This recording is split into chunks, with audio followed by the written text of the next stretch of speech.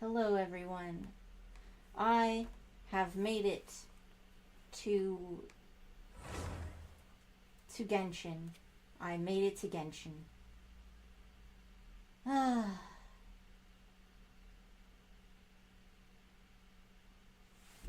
had to fight a lot to get it working.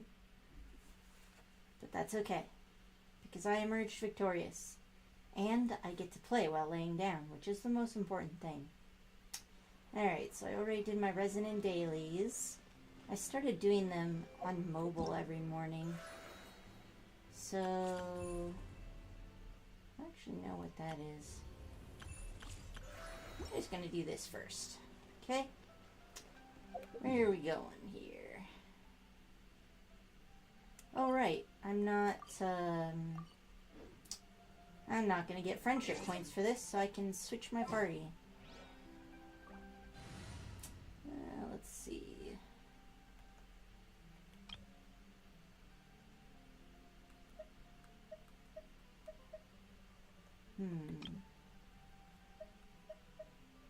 This is exploration team.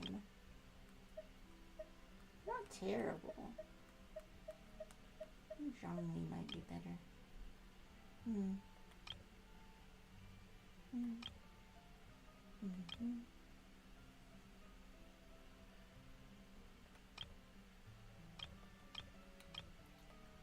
Ah, yes, the OG.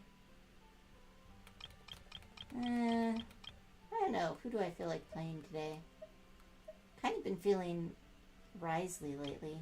Maybe I'll do this team. I'm going to be moving around a lot, so it'll be nice. I can fish when I want. I can smash when I want. Okay. I think I have quite a lot of new area that has unlocked that I have not finished yet. So I think we'll start over here. Why not?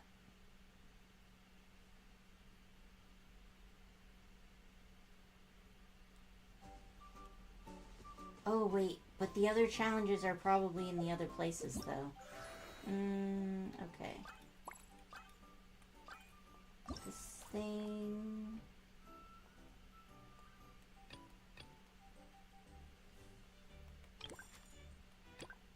Oh! I should give something back to Ray. What do they have? You know what? I'm gonna get all of mine and then I'm gonna gift Ray the things. Yes. That way I'll have lots of things to give. Okay. Let's go. So do I just get to, like, unlock this, or...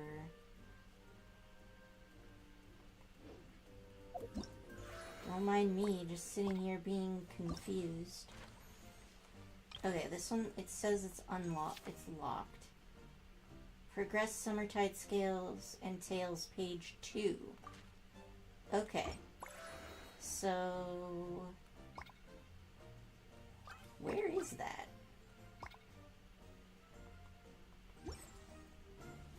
Maybe it's this quest. Alright.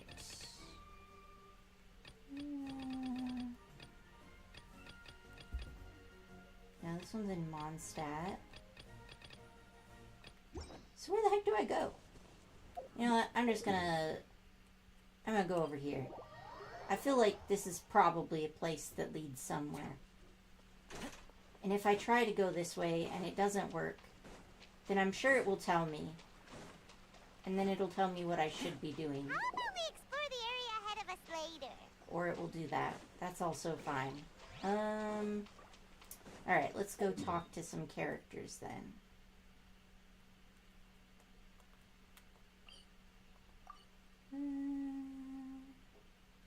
It's like, presumably there should be...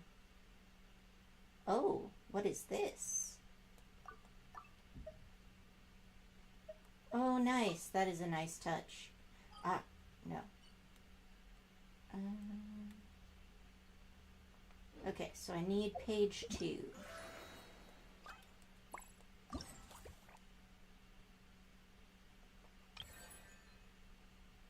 Go to quest. Aha! I knew it was somewhere. Okay, wait until the next day at 8 a.m. I didn't need to spend that long figuring out what the heck was going on, but I did, and that's fine. No. Damn you.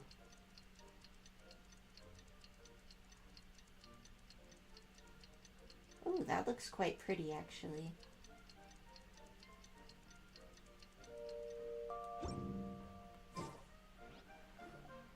Get up, said Jewel. Time to get to work, you lazy bones. Haha, I'm already here. I can't remember how to call the train. Just let me sleep a little longer, and I'm sure I'll remember. Will you? Don't try to pull one over on me, young man.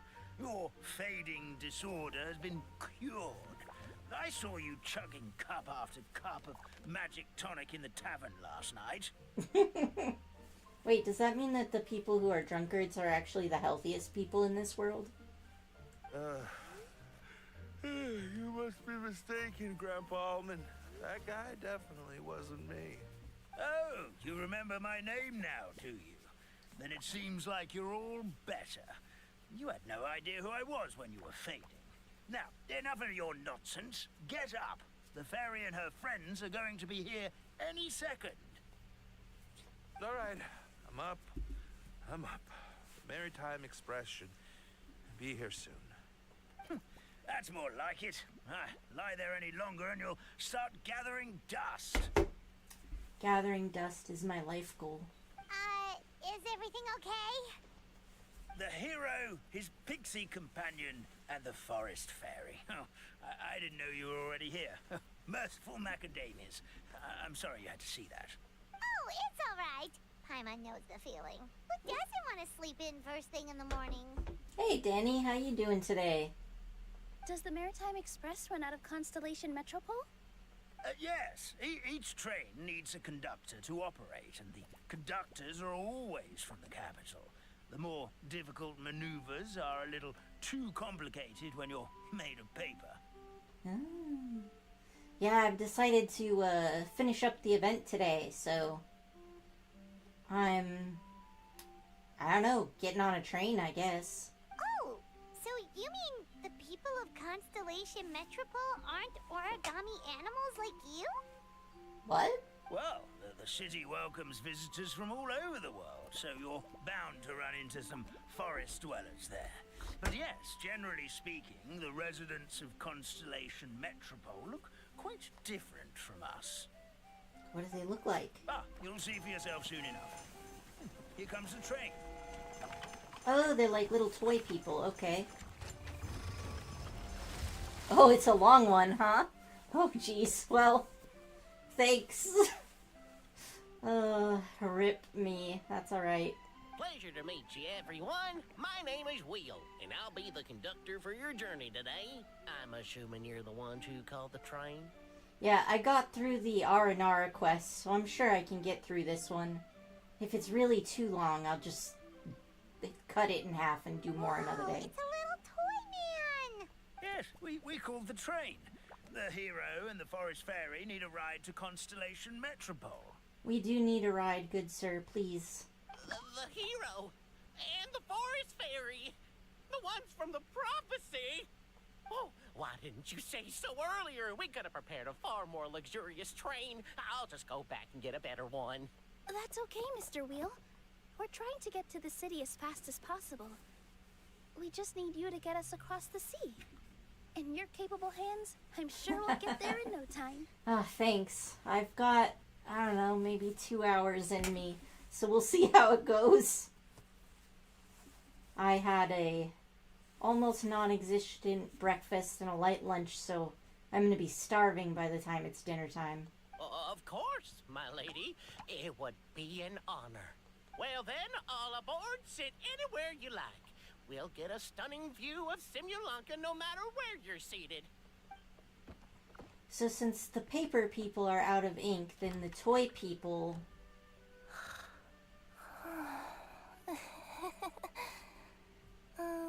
Oh, is that Layla? Did one of you just say something?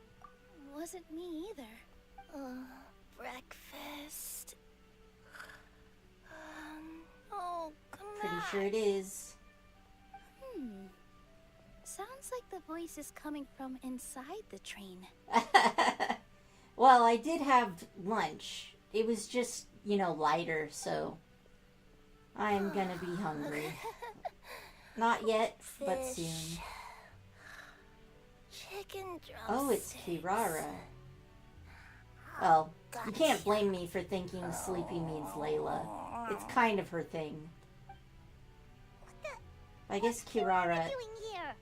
Oh, that's kind of a cute outfit, actually. Eating her own tail. Is she a friend of yours? Oh, let Paimon introduce you. This is Kirara. She's... Oh, wait. Actually, maybe we should wake her up first. Yeah, introductions are usually done while conscious, Paimon. So noisy. Is it morning already? Hello. Oh, morning. Huh? Traveler! Paimon! It's you? She looks very swashbuckling in this outfit. Which means... Oh, thank goodness. It was all a dream after all. Oh, gotta hand it to my imagination. It all felt super real. There were these toy people, but they were alive and they could talk. Madam, sleeping overnight in the train car is prohibited. Rude. I am excited about It Natlan. wasn't just a dream. I'm hoping we get mounts. Because, in Natlan, they all fight side by side with their, whatever creature that they have. So, I'm really hoping they introduce mounts. The sad thing is, if they do introduce mounts, it'll probably only be in Natlan, but I still want to ride on top of a giant bird or dinosaur or something. It's alright, Kirara. Apparently we're in a world called Simulanka. We got here yesterday, too. So that should be coming out in September, right? Simulanka? So, that's what it's called. I spent all day yesterday wandering around this one city. The toy people called it Constellation Metropole. I was trying to find a way to get back home. I was seriously starting to think I had gotten on the bad side of some great yokai and gotten swallowed whole. Oh, I forgot that she's actually from Inazuma, isn't she? I take it you're Inazuman then, Miss Kirara? She sure is. But, Kirara here is kinda special. Let Paimon introduce you for real this time. Kirara is a Nekomata from Inazuma. She works as a courier for Komanie Express. I wonder if that cat at the shrine is able to turn into a cat person. Oh, so at the end of August. Well, that's not too bad. Yeah, we're already most of the way through July, so... it's just a tiny bit more than a month to go. Nice to meet you. I'm Nilu, a member of Zubair Theater. You can usually find us performing in Sumeru City's Grand Bazaar. Right now, though, I suppose I should introduce myself as the Fairy of the Forest of Blessings. Oh, you're Nilu! I've heard a lot about you from my deliveries in Sumeru. I even saw one of your performances back in the day. You're an amazing dancer. But, did you say you were a forest fairy? Oh, yeah, that's her new identity here in Simulanka. Hi, Oh, Loki. speaking of new identities, looks like you got a new outfit yourself, You guys probably Kirara. can't hear me very well. I forgot to move my mic. Oh, no, don't step on the laptop, please. Thank you. Yes, you may sit on me. I come with built-in heating. Very comfortable, I promise. Yeah, I know. It confused the heck out of me yesterday. I just woke up in a set of brand new clothes I'd never seen before. We didn't get new clothes, but Kirara and Nilu got new clothes. So my bet is whoever put us here is a pervert. That must mean you have a big part to play here, too.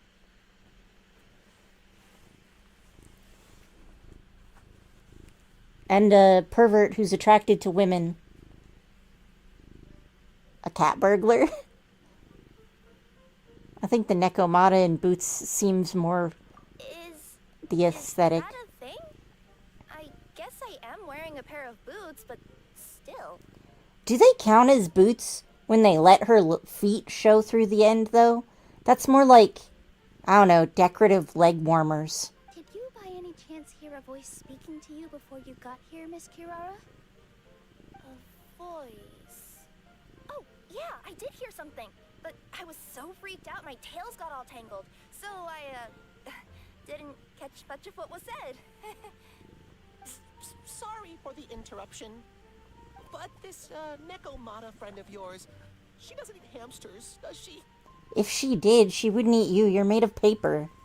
Or frogs? Oh, no need to worry, little guys. I would never do something like that. Well, unless I've been out in the wild too long without anything to eat. Oh, speaking of eating, I am getting a little hungry. You can do it, Danny. I understand.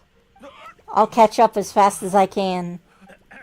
Where are your manners, everyone? This young lady is a trusted friend of our esteemed hero. Now, I know a fear of felines is etched into us with ink, but I'm certain Miss Nekomata in boots here means us no harm. Sure looks like you're keeping your distance, though, Grandpa Almond. You will have nothing to fear, I promise. I met some origami animals in Constellation Metropole yesterday, and I even made sure to retract my claws so I didn't hurt them by accident. Plus, you all look just about as tasty as the cardboard boxes I deliver. Not that I tried to eat you, even if you did look tasty. Promise. Please excuse us, Mom. It's just an unconscious reaction. Dear passengers, it's almost time for us to depart. Oh, yeah, that. Whoops. This turned into a pretty long conversation, didn't it? All right, let's get on the train. You coming with us, Kirara? Mm-hmm. I'll ride with you to the next stop. There's a place near the Metropole that caught my eye yesterday, so I want to go explore it today. I thought he said tulips. Then all that remains for me to say is, on behalf of the Forest of Blessings, thank you once again for all you've done for us. May the Goddess of Fate be with you and bless your journey. Madam Fairy, Miss Nekomata in boots, and our brave heroes. Please do visit us in the Forest of Blessings again, once peace has returned to this land. We will. We'll definitely meet again. Yeah, time to go save Toyland. Take care, Grandpa Almond. Alright. They once walked the starry sky. On to the boat. We got places to be. Oh, I guess I'm supposed to go up this way. That's fine. Oh, interesting. Alright, I like that. That's kind of cute.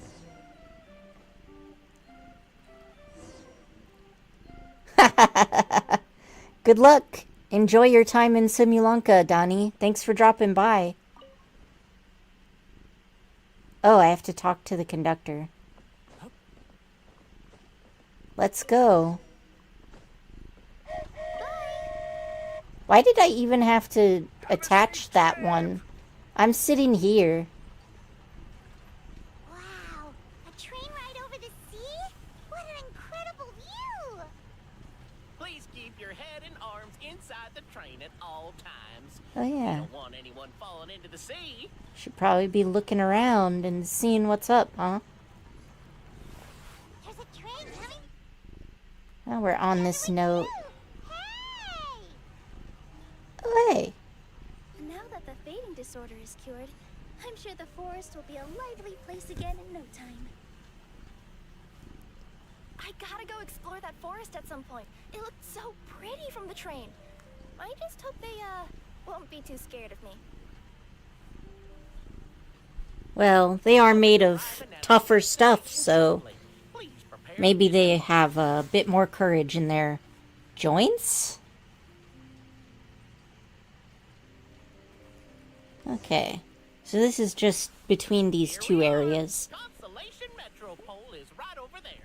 It's a short walk from here to the Gear Sky Ladder, which will take you right to Metropole Square. And thank you again for choosing Maritime Express. Great! And thanks to you for a smooth and pleasant journey, Mr. Wheel. The train cars were comfortable and spacious, and I had a great night's sleep. I'll definitely be back. As you wish, ma'am. They don't like her either, huh? Oh, maybe it's because she fell asleep on the train car.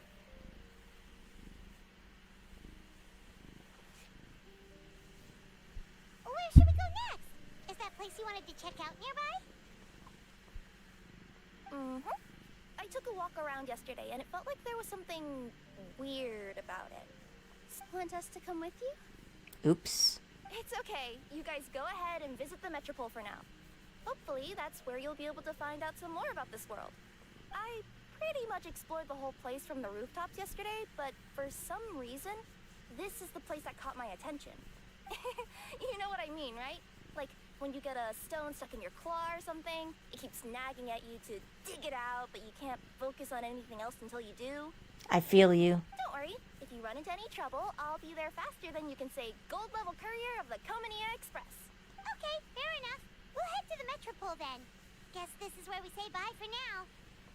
See you later. Don't worry about me. Let's not forget, I'm a yokai. I don't know, all the humans we know are pretty tough too. Let's see. I'm thinking of making a minor change for immersion. There's still a long road ahead. But now I don't... Oh, you know what? This is wrong. Oops, what have I done? This is my... I guess the house. I need to go back to my custom team. Okay.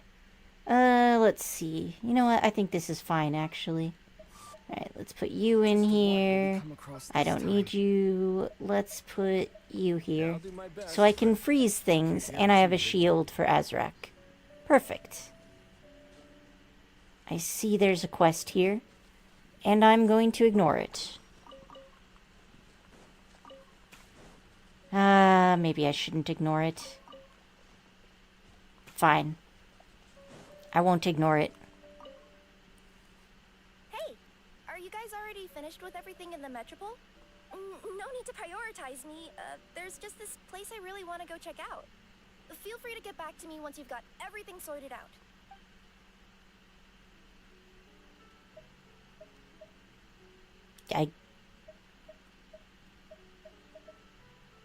I don't even think we have a reason to go there right now. Great! Let's go! Like, I think we're just continuing to search. I've delivered packages all over, but I've never seen a mysterious fairy tale world like this before. I really just made that party and forgot to switch to it, huh? That's fine. Looks like nobody has gotten around to repairing this house yet. Ugh, even I wouldn't dare to sleep in there. It might suddenly collapse in on you. Yeah, I like it when roofs don't collapse.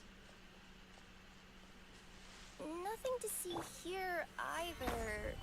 Maybe we can find someone to ask? Aha! Over there! I bet we'll find some people there. Let's go take a look. Over there.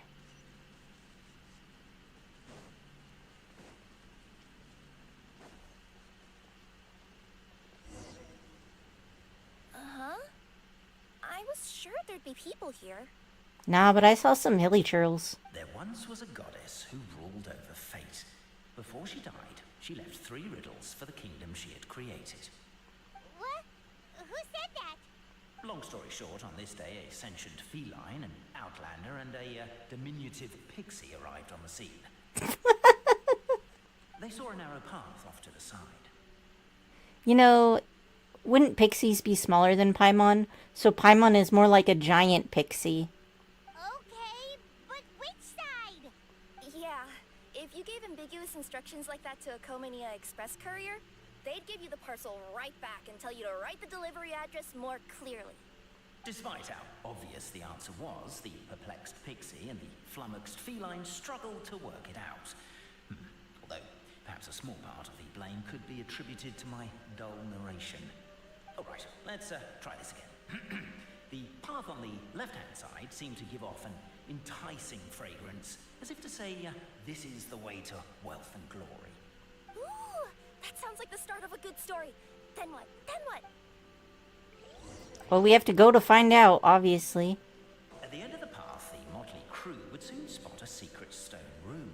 A prophecy had once foretold of a marquis who shall one day venture inside, and thus it is named the future Marquis's abode to be. You like it? The future Marquis's abode to be? Got a nice ring to it, doesn't it? That was a little bit boastful. But before you continue, I must warn you of the danger that lies ahead.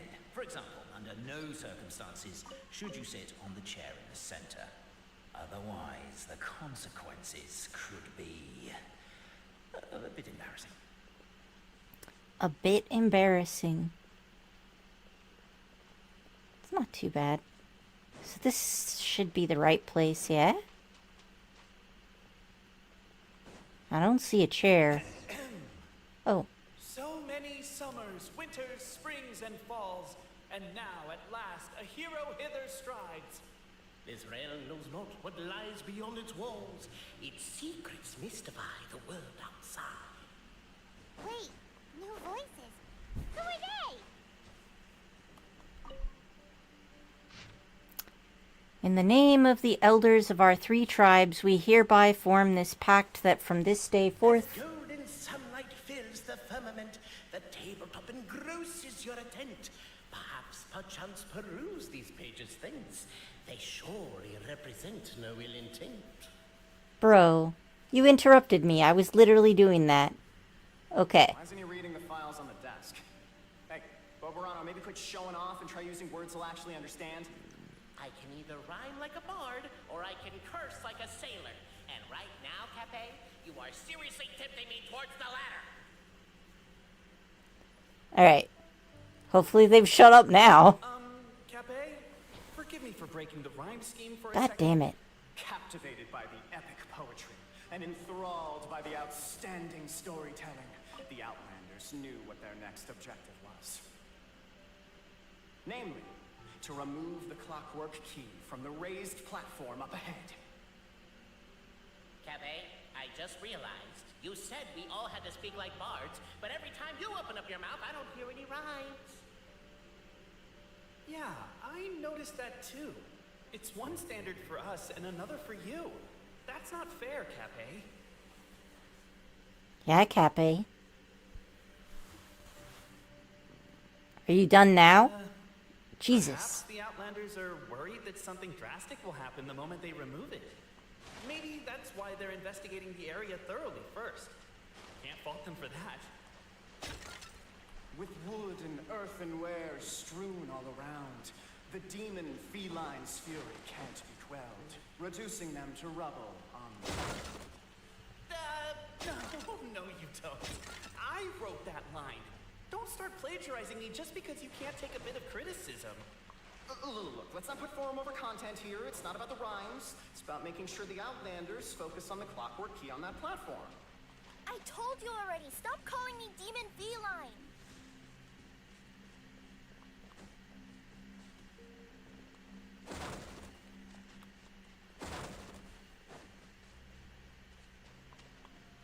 I'm afraid to read it now because I think they'll just interrupt me again.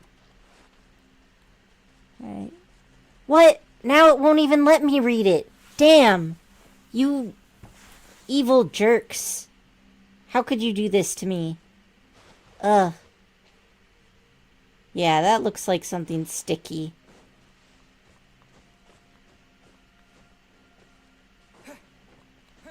Although, kind of tempting to make Wanderer sit on it. Stone, firm as steel. The Outlander pulls, but it does not yield. Aren't I supposed to turn it? Many times before, but this time is different. A thought enters the Outlander's mind. Attack! Attack! First weaken the structure, then seize the treasure. The attack now over. Only one final step remains. Now it is the time to seize. But alas, as was the case for all those who had come before, the key still did not move an inch. Wait, what? They got it out? Yes! Finally! Come on, move your butts and your legs, assuming they're still in working order. It's showtime! No hard feelings about your lack of poetic contributions? Oh, let it go! You need something? Ah, welcome, esteemed and noble Outlander. Allow us to introduce ourselves. We got effervescent plankton here. I have swam in effervescent plankton once. It was a very interesting experience. We represent the 3 great clans of this realm, having been selected as its authorized historical supervisors. Okay. Our purpose being to await the arrival of one such as yourselves who shall remove the clockwork key. My name is... You're Cape, he's Albizzi, and that's Bobarano, right? You've done so much talking that we can already tell you apart by your voices. Aren't we missing someone, though? The guy who led us here to begin with? Who? And thus was born the long-awaited fellowship, destined to uncover the truth of the past. Allow me to quote, if I may, in the history of Constellation Metropole, a new page has begun. That would be great if I could read the page. Him. Well, there's no 4th person, so which of you is the ventriloquist? Come on, out with it. We've never heard that voice before. But he sounds like he'd be good at reading bedtime stories to children. Whoever it is, I don't know and I don't care. Forget about him. We have far more important things to focus on. Like, where our journey goes from here. That key you hold is the pivot point about which the past and present of the Metropole revolve. However, between our 3 clans, there is some dispute over the historical record. Each clan has its own version of history, detailing the clan's origins and the tale of the dragon of old. And unfortunately, we don't know which one is the truth. Dragon? You mean the one that's been acting up recently? Oh, Oh, no, yeah. no, not that one, you adorable little pixie. When I say dragon of old, He means a dragon that would be really, really old if it was still with us today, but it was defeated in ancient times. The new one has nothing to do with our clan history. Okay. Was that supposed to be a joke? Anyway, so you've been waiting for someone to remove the key so you can finally explore the truth of the past? not just explore it, but argue incessantly about it. Honestly, I don't care that much. Cape's the one who's always bothering us about it.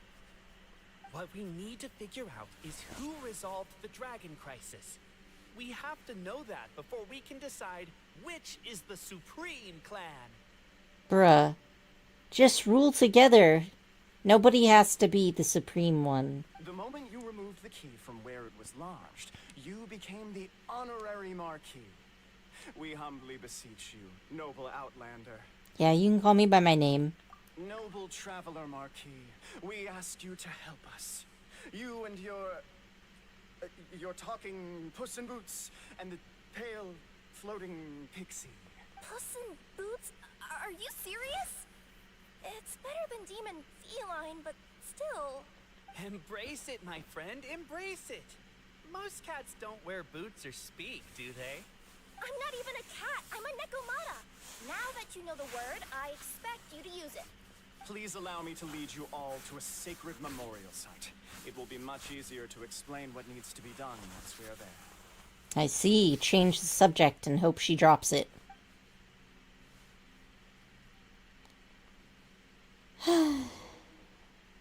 This place is sacred to my clan. It's where our brave forefathers once took up arms against the dragon of old. Okay. After a bitter battle that dragged on for many days and nights, finally, our forefathers fought the dragon into submission, and it fled. They took turns, though. Some forefathers worked the day shift, while others worked the night shift. If it fled, then how do you know it's not the same dragon? So they say. It's just a legend, though. Wait a second? Did I just hear you admit that your clan's history is just a legend? History, legend, who cares? My clan was definitely courageous, that's the point. That's the truth. And isn't the truth what we've all been arguing about non-stop for all these years? Capet's words gave the traveler food for thought. Could it be that the truth in a fictional world is equivalent to fiction in the real world? But that would have to wait. Apparently, Capet was not alone in his pilgrimage to this sacred site. Unwanted company had arrived. The traveler and the talking cat, Amata, decided to teach them some manners. Okay. Order guide you. Wow. A true display of heroism and valor. It was as if the spirits of my ancestors were fighting through you. Here's a thought. Could be wrong, but maybe the traveler... Your martial prowess and show of courage are a more vivid reenactment of my ancestors' feats that suit the modern aesthetic. Now, let's get down to business. As we all know, time is but an illusion. Time may flow line by line, page by page, or frame by frame, but usually it flows in the form of springs and gears. And that clockwork key you have in your hand can turn back time and make the past reappear. Oh, well, that's interesting. Well, actually, my view is that the illusion of time is more of a problem of consciousness. Gears power the body, while the body is the vessel of the conscious mind. But the mind cannot understand the dimension of time, so we experience instead an endless continuum of moments as the pinion of now turns along the rack of ages. I'm getting flashbacks to when I was delivering packages to the Sumeru Academia. A teacher once asked Albizzi what his greatest fear was, and he replied, dragons. Boberano was asked the same question. He replied, time, and repeated the argument we just heard. The teacher then turned to Capet and posed the same question. He replied, Boberano. The manuscript that tells the truth of the historical record, the blueprint to all of creation, the work of the great mage themselves. It can be found at the beginning of the Girak, and on the very first page of the book. Paimon didn't follow all that, but basically, you're just saying that we need to put the key in and turn it all the way back? Exactly. It is said that in the beginning, the goddess of creation took the goddess of fate's manuscript as a blueprint, placed it under the goddess of prophecy's starry realm, and generated the world from a few magic arrays. Like coding arrays? So in a few moments, when the great clockwork key turns the local time here back to the very beginning, we will restore the magic arrays back to their original configurations. Hold on. Isn't stealing part of the blueprint of creation a little dangerous? Also, how are we supposed to know the original configurations of the magic arrays? Well, the general shapes of the configurations have been passed down over the ages. They now form the family crests of each of our clans. So you'll just need to reference my family crest and join the dots accordingly. Okay. Kind of like a Z with a tail. Welcome back, Loki. Thank you for joining us. Would you like to sit so I can see the screen? No? You want to give cheek hugs to the microphone? Alright, that was fine. To address your other concern, when the house has already been built, do you really think that taking away the construction crew and blueprint will cause it to collapse? The Traveler Marquis prepares to insert the great clockwork key into the nearby keyhole.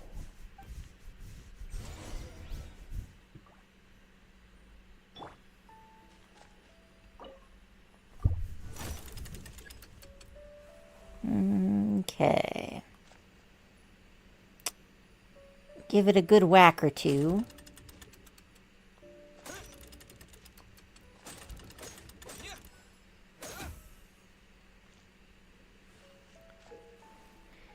Alright, this was originally a pillar the residents of Simulanka used to pray for oracles, but it has other uses today.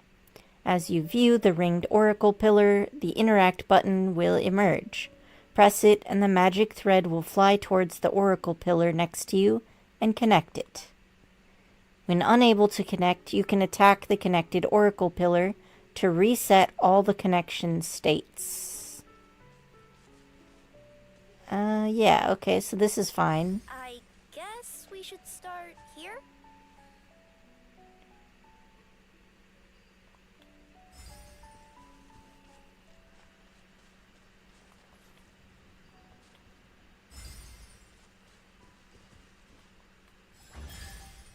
Ta-da! Behold, the sacred writings that record the truth of... No, wait. That have shaped the truth of history. Gather round and let us bear witness. Okay, Goddess's Manuscript 1. Brave Françoise mounted the haystack, picked up a fork, and planted it tines down atop the mountain of grass. Behind him was a large, bright moon. He shouted out the names of everyone in the village. The village chief was the first to be named, and so frightened was he that he wished to climb up the haystack and stop François' mouth. "Are you crazy? You're yelling so loudly the dragon might show up. You good-for-nothing. Have you not seen how the windmill everyone built has been destroyed by the dragon, and here you are worrying if it'll return?" Francois really would have loved to kick him off the haystack, but held back, given that the chief, too, was worried for the villagers' safety. Francois saw that nigh all the villagers had arrived, so he cleared his throat. "Dear neighbors and kin, think you still that we must endure this?" "No, of course not, but we cannot do anything about the dragon," said the grocer. "Who says so? Did I not leap onto its neck from the windmill blades, stepping on it twice, and did it not fall down and flee?" Perhaps everyone worked so hard to build a mill that was destroyed, everyone's emotions became inflamed. Lifting their fists, they decided to take on the dragon. But Francois lifted his own hands and calmed the crowd. "Let us go home for today, everyone. Everyone's present lack of self-preservation is not bravery, but rather wrath. If we yet desire to face danger after calming ourselves, only then may we truthfully call our sentiment valor." So everyone went home. The next day there were still many youngsters who wished to follow Francois to take on the wicked dragon. Who would have known that the valiant possessed the protection of the goddess's radiant charter? Encountering true valor, the dragon could neither spout fire nor slash with claws, and was forced to allow the other party to call pauses and switch personnel. And so, after several days and nights of fierce fighting, the wicked dragon could no longer bear it and chose to surrender. Huh.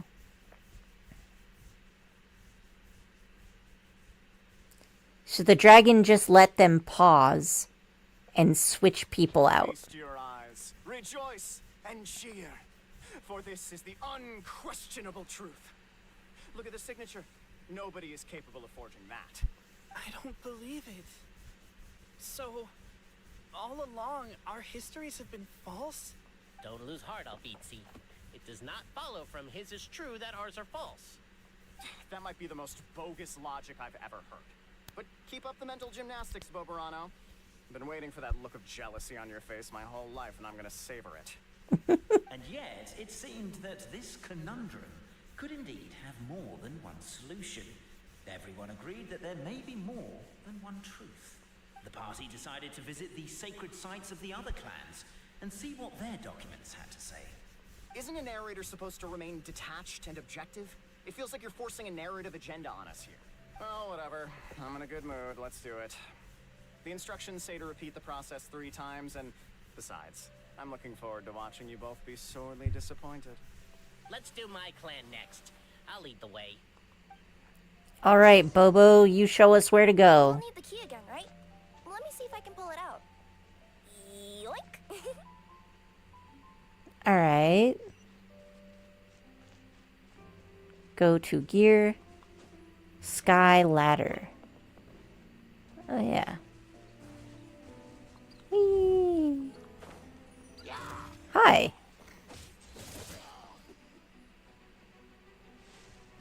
I didn't really need to do that, but I wanted to. Hup. Okay. Joink. Aha.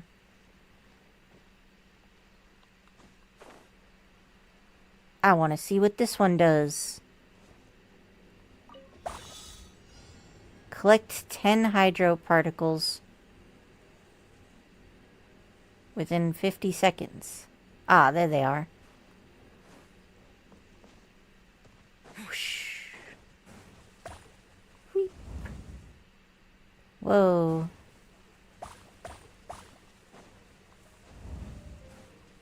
Alright. Aha, I see more. Hup. Oh, that was all of them. Nice.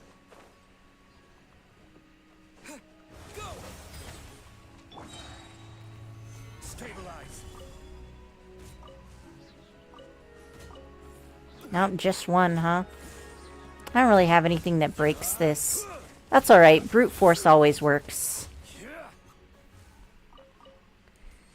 Alright. So now I'm supposed to look at the other sacred areas. Let's beat these up first. Dropping meteors on things is just so satisfying.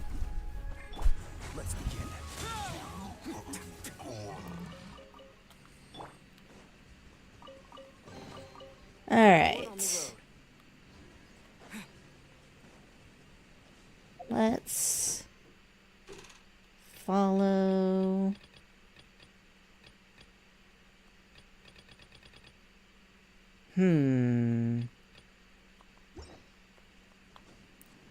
Well, I'm sure it'll tell me once I get there. Let's look at the map. So, there's gonna be teleport points here and here. Let's go get those.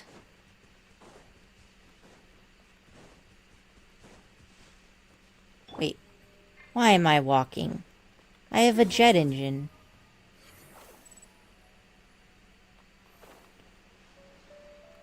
Well, that's pretty high up. Guess they don't have to worry about flooding. The wind rises.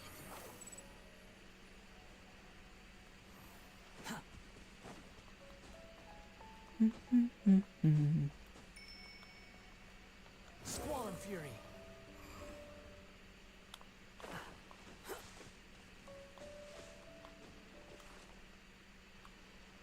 The wind rises. There we go. Squall and fury. Upon the gale. Whoa. In the vicinity of Constellation Metropole, you can sometimes see small toy fixtures fixed around a constellation clockwork device. This is a gift from the goddess of prophecy to the Metropole, and it can help toy figures who have encountered danger return to the right track. Attack the clockwork device to gradually rewind the surrounding scene. After rewinding, keep everything still for 2 seconds, and the toy figure's faded tracks will begin to move once more. Curious. You'll find clues in the scene that can interfere with movement. Use this to change the fate of the toy figures. Oh, I see. Toy figures can open the glue cap. Attack to spray forth superglue. Each superglue can produce up to 3 effective drops of glue. Alright. So what is the tragic fate we're avoiding here? Everybody looks fine to me.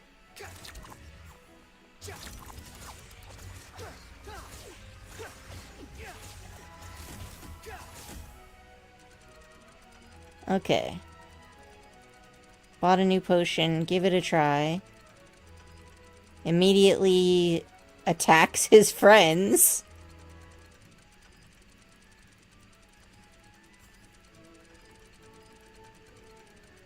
Use the glue to stop him, huh? But I want to see what happens when I don't use the glue. Oh, okay. So I'm just stopping him from going on a wild rampage. Okay. I see how it is.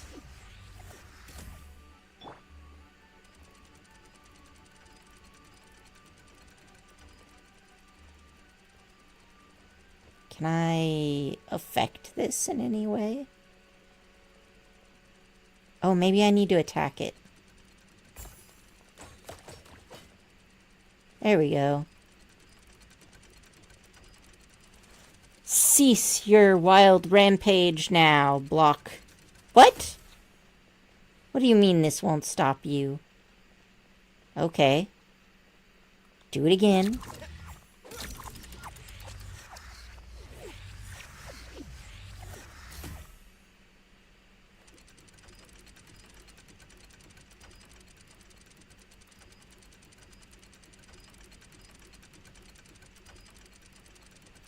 This guy doesn't even try to get up. He's just like, no, I die here.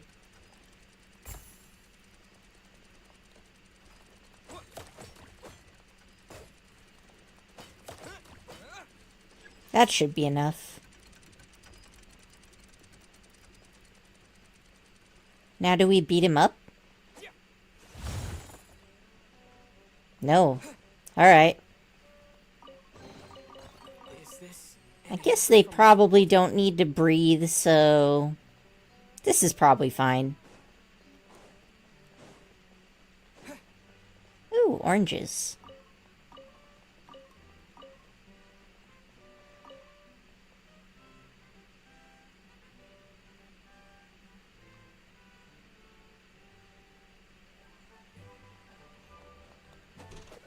Can't break that.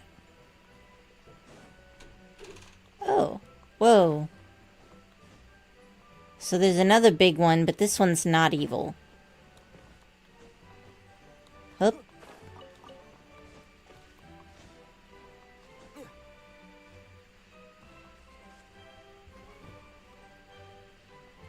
That doesn't appear to be a part of a puzzle. Welcome back, Loki. Once again, you're so brilliant at blocking my view. Alright. Yes, you've made friends with the microphone. We're all very happy for you. You gonna sit down? No, you're gonna wander off. Okay, that's also fine. Yeah, I feel like these guys' sense of time is totally different from ours.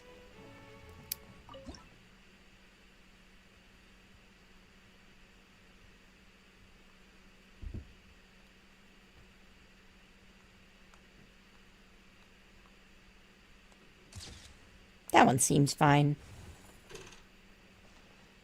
Ooh, I even get paid. Perfect.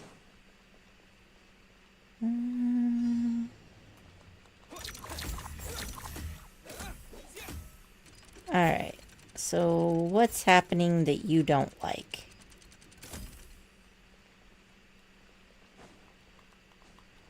Is there a third button somewhere? Up here, perhaps? Why did it make the chest sound? You draw, I'll step.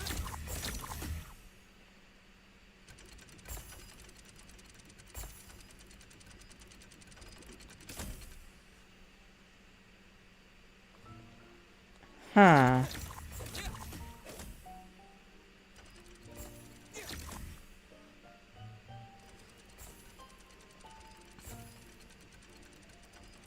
I genuinely do not know what it wants from me.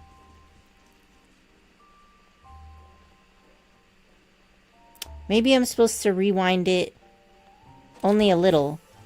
Oh, that's it. Okay. Cool. I'll keep this close. But then objectively for that toy, he only hit it once then, right?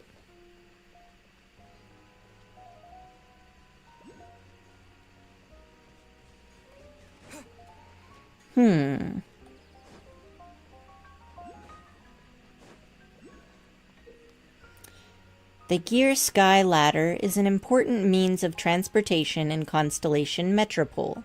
Attack clockwork devices to activate the ladder and make it move. When the gear is fully charged, it will stop moving, and the Sky Ladder will also stop moving. If the gear is not attacked for some time, the Sky Ladder will return to the way it came. So basically, as long as I keep attacking it, I can keep going up. I'm just gonna rob this guy's stuff.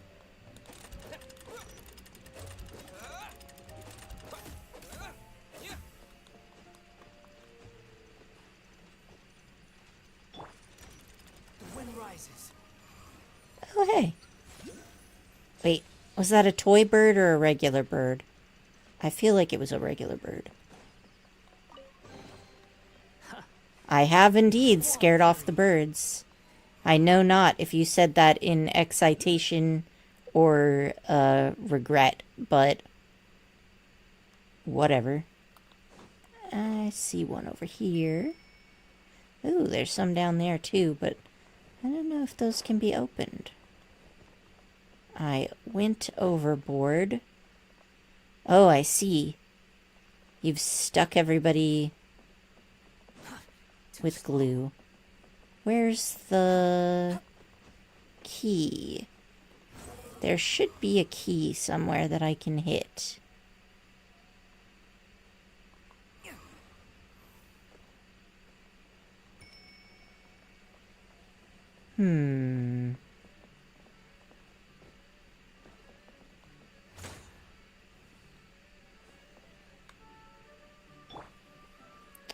Good sir.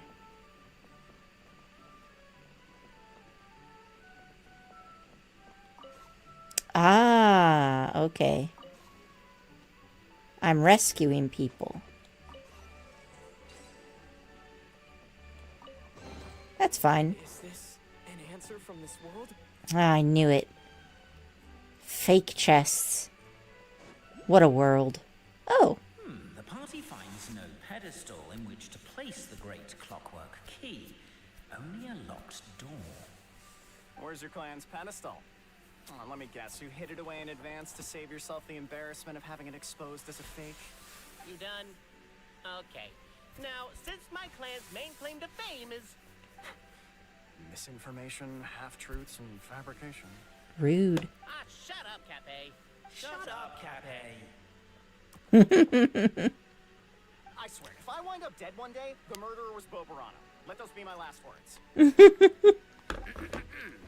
My clan's claim to fame is that we outwitted the Dragon of Old and stole its treasure.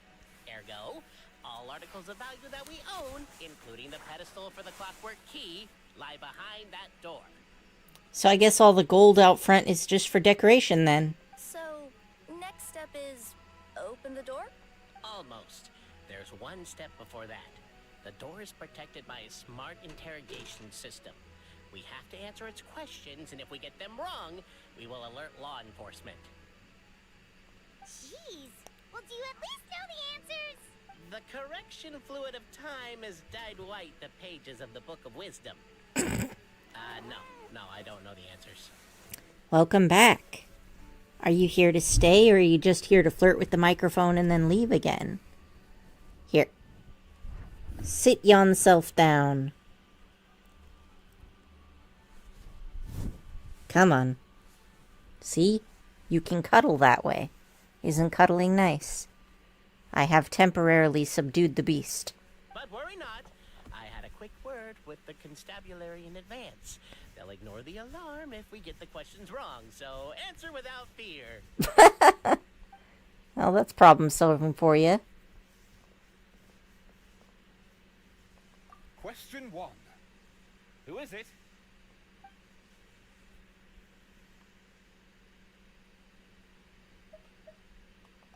The great yokai, Nekomata in boots.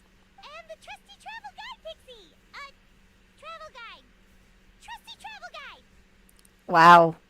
Guess them calling you a pixie has been getting to you, huh, Paimon? Question 2. By which virtue did the ancients defeat the dragon?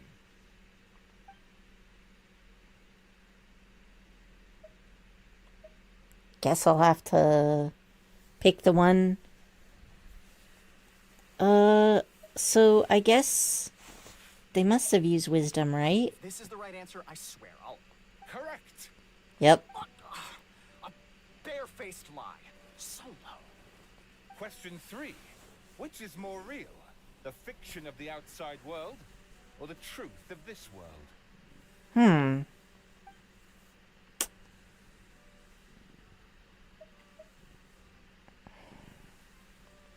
Hear, hear!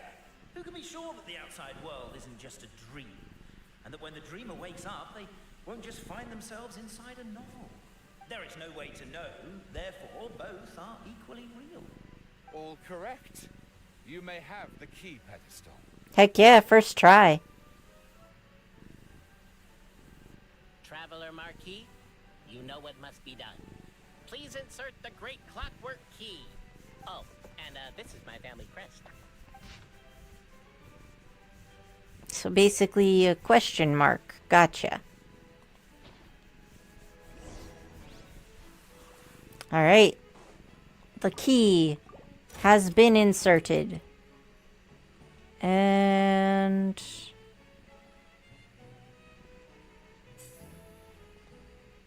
I have to hit it? Ah, I forgot. Yes, I do have to hit it. Alright.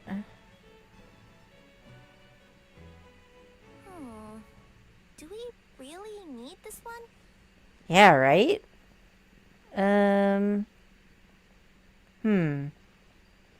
So if it's a question mark, then I guess it would go this way.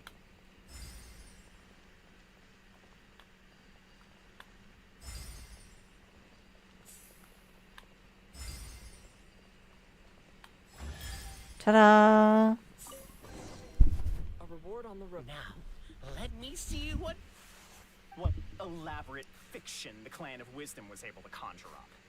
If anyone's listening, I would like to submit these as my last words. I surrender.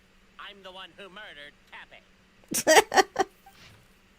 Alright, Goddess Manuscript 2. Wise Antonio, in the basement of the crumbling house, began reading the ancient book he had found. His oil lamp shook from time to time as the swaying structure above ground collapsed. The village was to be symbolically raised by the dragon, and he had been chosen by the dragon, for he had not returned home. But Antonio did not care. He only wished to study the book the old lady had given him on the bridge he passed today. The book was titled Radiant Charter, and within it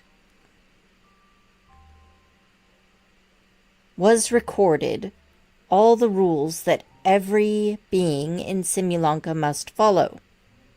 It was written in the language of the world's creation at the very start, and if Antonio was not possessed of extraordinary wisdom and deciphered this primordial text, there would have been no study to be had.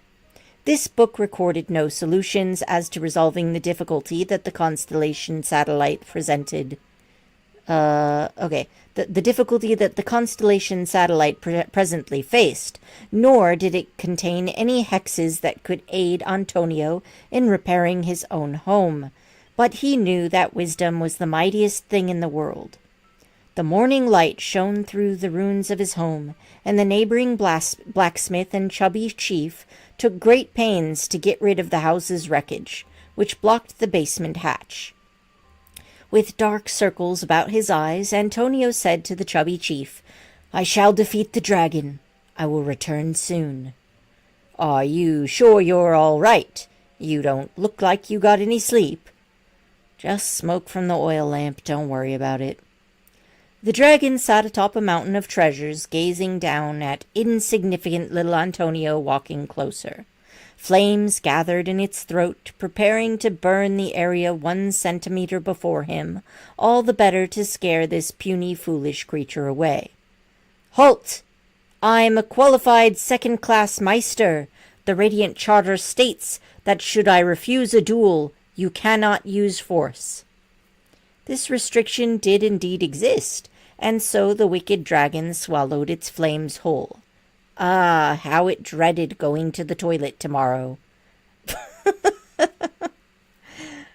Antonio, for his part, had not expected that the second-class rust-clearing Meister qualification exam he had taken on a lark would come in useful.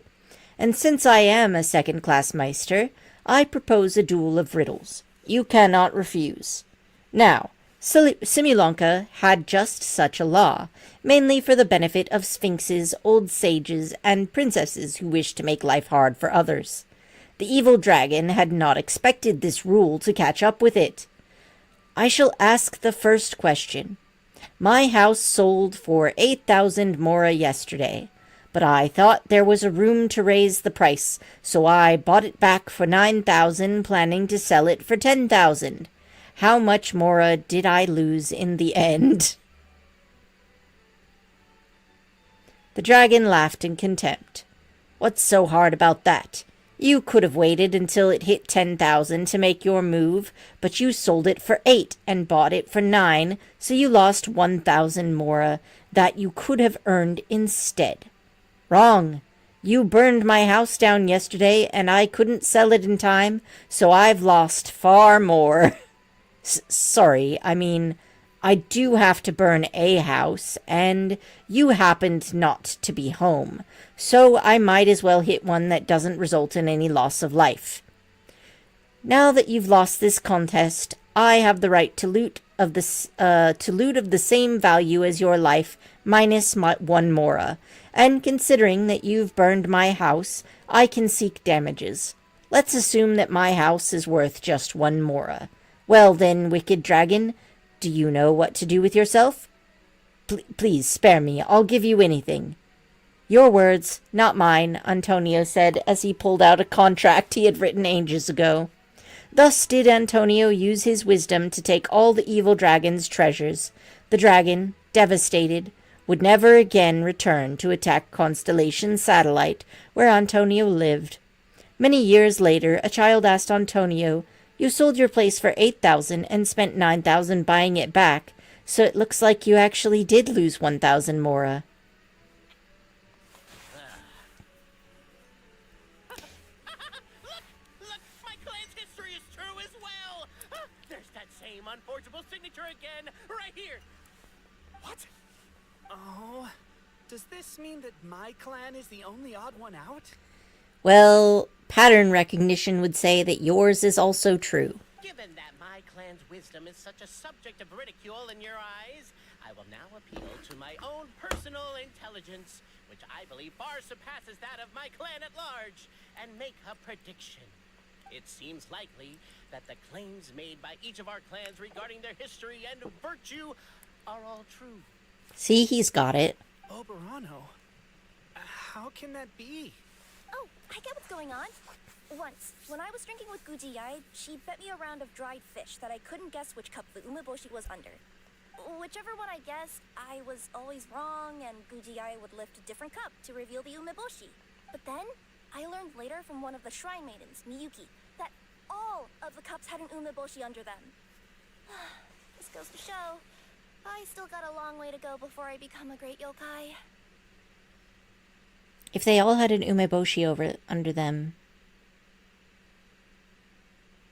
Wait. Oh, don't mind Fox Lady. That's just her way of teasing you. Actually, that reminds me. We can now open these 3 treasure chests. And unlike the guessing game you mentioned, this one's not a trick. Cool. Well, once you've plundered the last of Oberano's family wealth, we can go to my clan's place. I'm here for it. Guess I'll take the clockwork key again then. Yoink!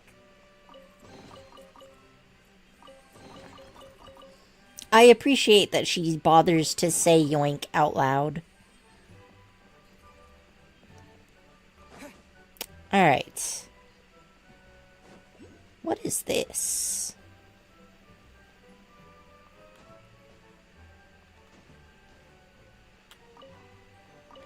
Oh. Somebody's just storing vegetables under the floor for unknown reasons. Very well. Let's see.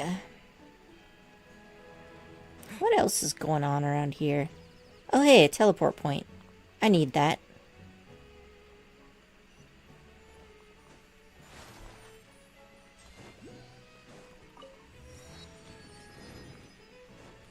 I always find it funny how we do things in this game that we would never do in real life, like, just to get to that faster, would we really jump into a water? No, because being wet is inconvenient. What is this? Form an orderly queue.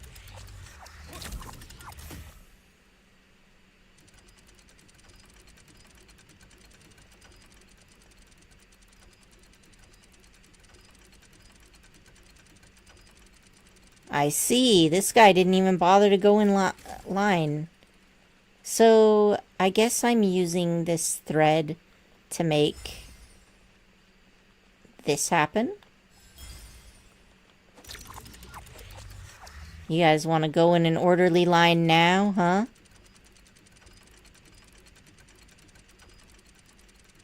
That looks like it worked.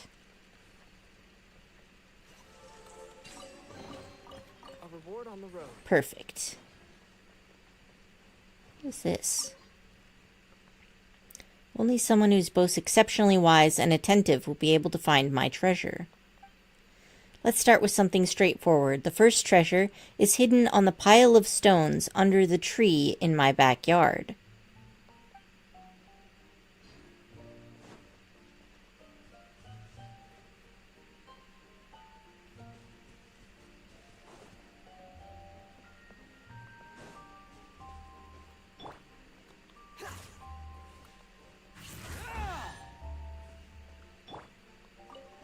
More like under the pile of leaves. Oh. Head over to the bell tower in the southwest of the city. Okay, let's go to the bell tower.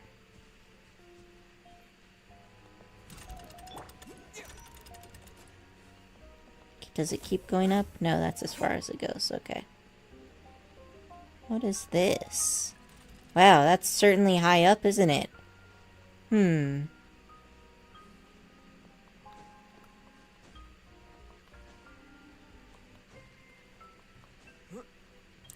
I stand on this?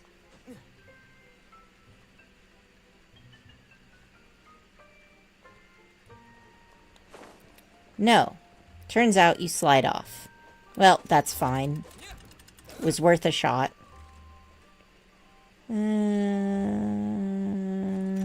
Oh. Rude.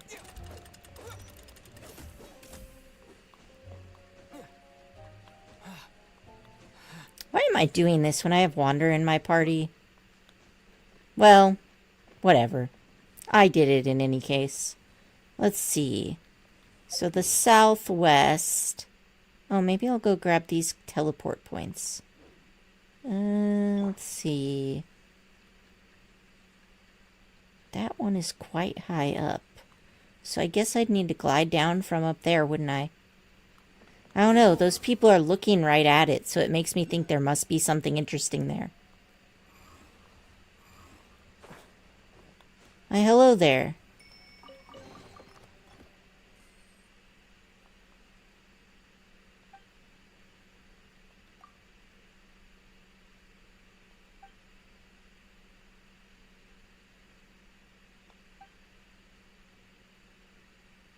Yep.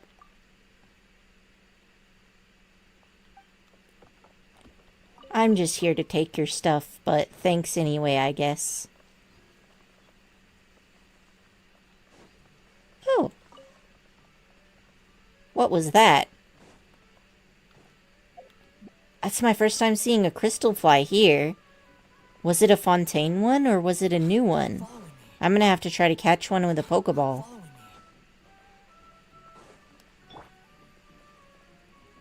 Let's see. Wow, that goes quite far, doesn't it? Okay. I don't have an archer in my party, but I do have Wanderer.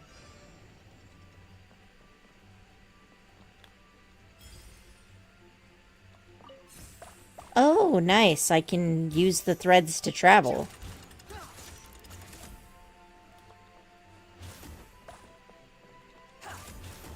Hmm. The wind rises.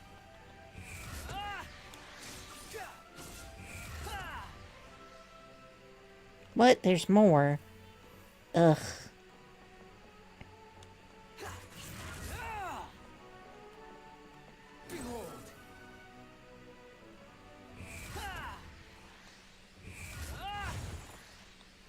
Yeesh.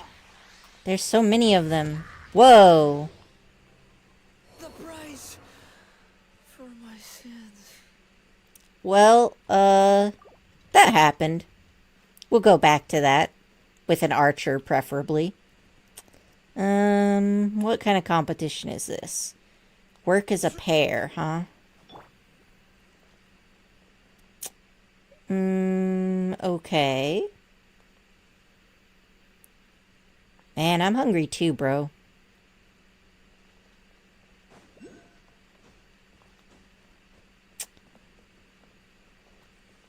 Team up with the troubled figure, the greedy figure, or the reckless figure. We'll start with the reckless one. Alright.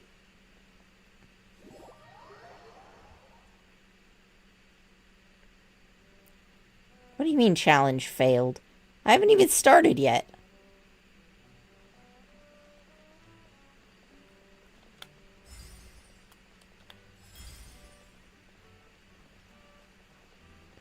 Alright, so I think I'm supposed to make this dude walk.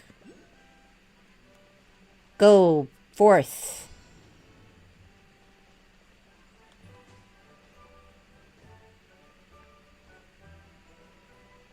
Yes, charge. You can do it, good sir.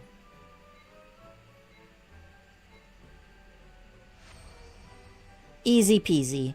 I wonder if I have to do each one, though. Ah. So he's the easiest one, so he gets the smallest. Alright, let's try this guy. Stop making me hungry.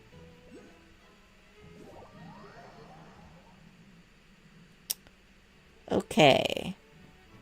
So, I'm guessing I need to, like, use food to lure him to climb? I don't see anything I can affect here.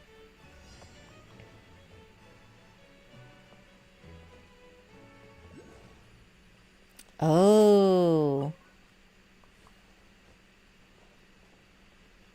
Okay, I'm gonna have to restart this one. Even apple.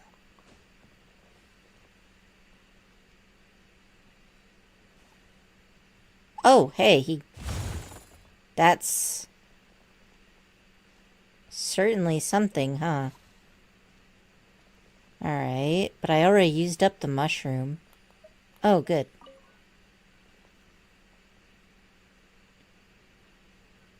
Alright, continue to smash.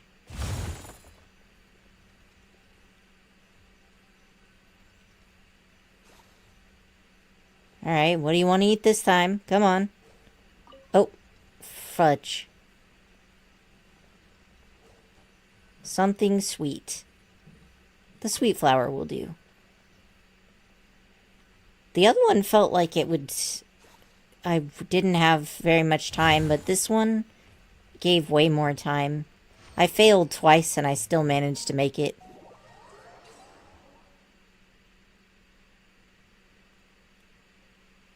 Hup. Is this an answer? Alright, and now the troubled guy, huh?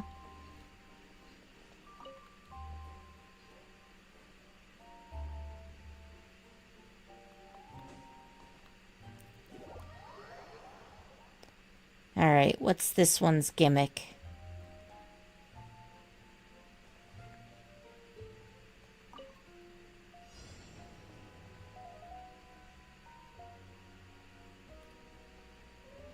Oh, okay, I just have to tell him which side to go to. That's not hard.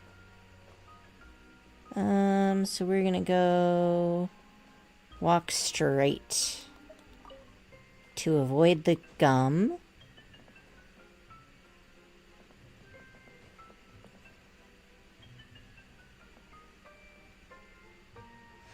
Oh, that one was actually pretty easy.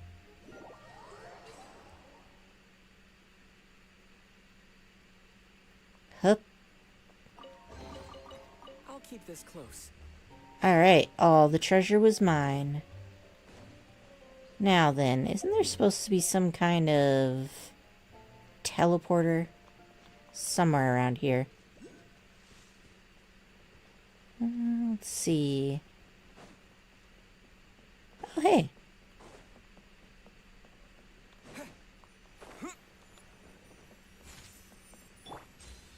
The wind rises.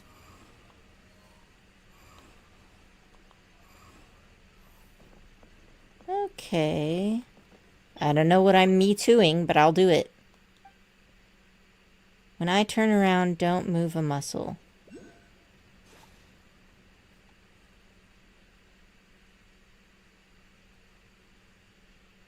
Oh, he's gonna shoot glue at us.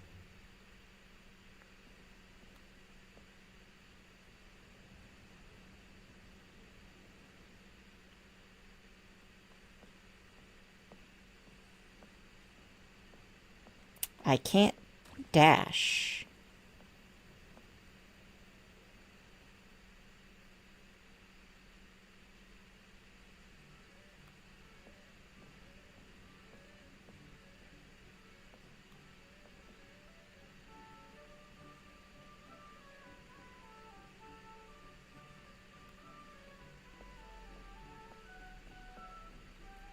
Getting a little trigger happy there, buddy.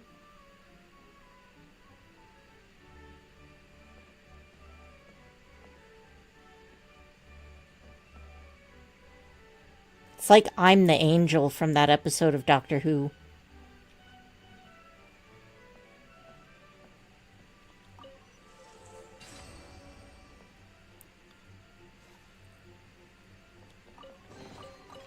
Is this an answer from this world? Okay.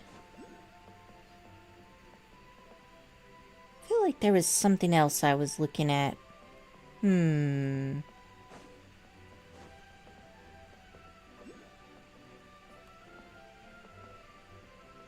Oh, another chest.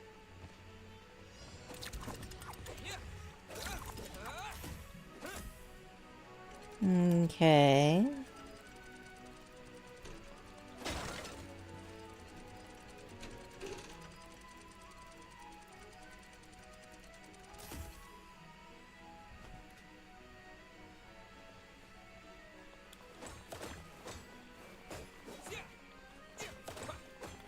Hi, Loki. You want to sit down? I literally cannot see anything. Come on. Sit. Okay. Well, I've added a bunch of sticky stuff, so it won't fall this time.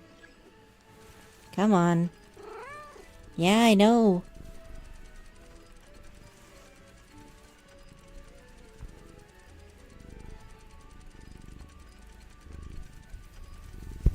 Why is that guy up there being a menace anyway?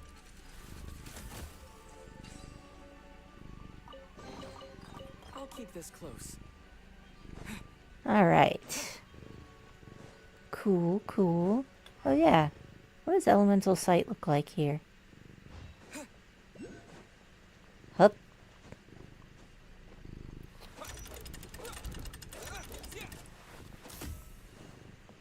Whoop. Alright. And I feel like I've already been up there. Behold. Search for it. I should probably give this guy like a sandwich or something. Let's see.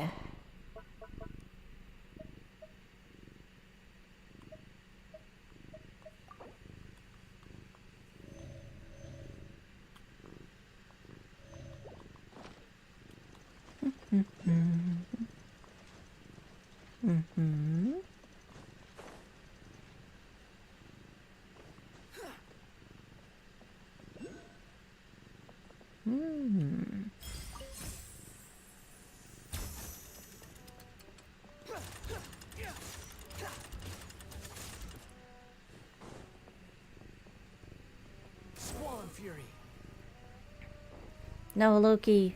I need to see. Take it and have fun. Okay. There's still that big one over there I haven't gotten to yet, though.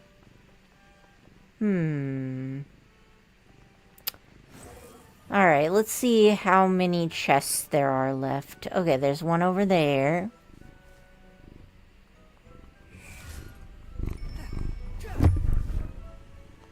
There we go. Alright. We're gonna play hide and seek, is it?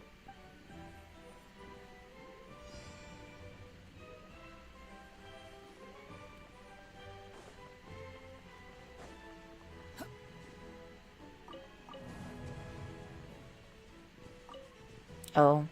Well, they all look the same. It's not my fault. Okay.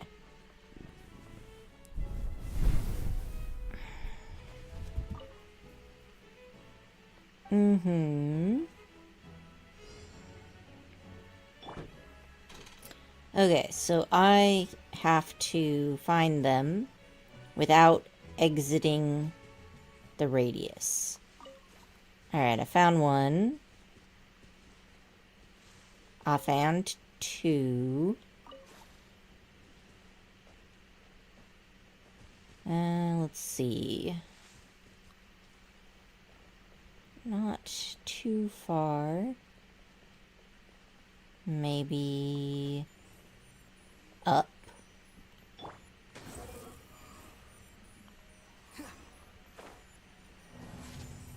Okay, not up.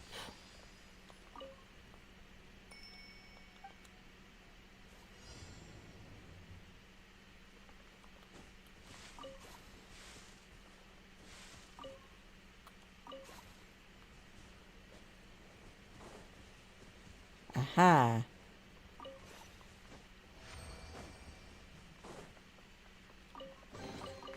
Unnecessary. Alright, so now let's go back up. And see if there's anything else we missed. And if there isn't... continue on, I suppose. Oop. Feels like this should be where I should go.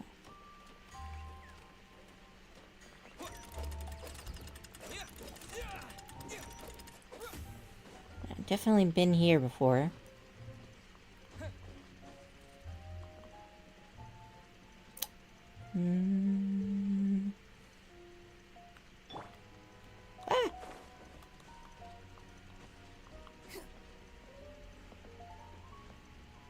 Okay.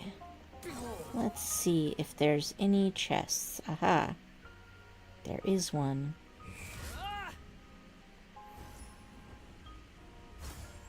Right here.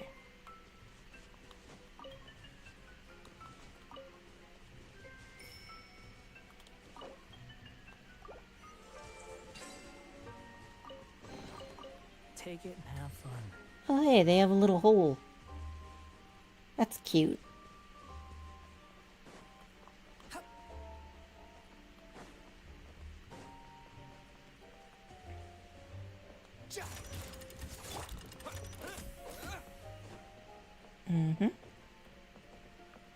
Squall and Fury.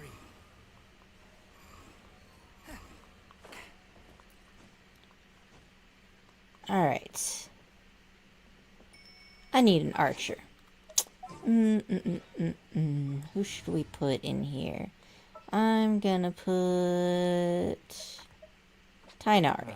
Who ate a poisonous mutt? Okay. Now... over this way.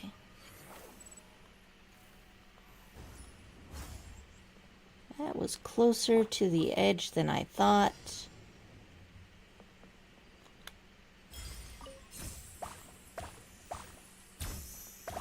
Doink.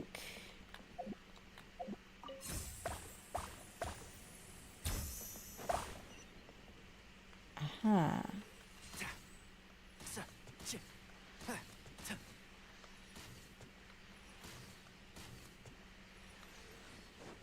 Dun dun dun.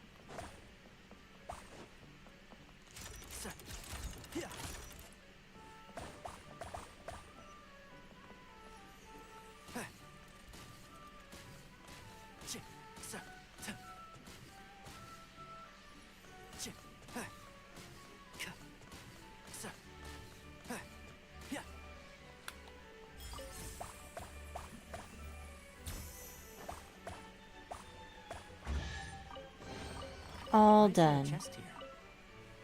Alright. Now, let's see if there's any other treasure I've missed. I think I've got a pretty comprehensive... I feel like I've cleaned it out, but who knows? Yeah. Could use this to get back up. Okay. Oh, right. I've already been here.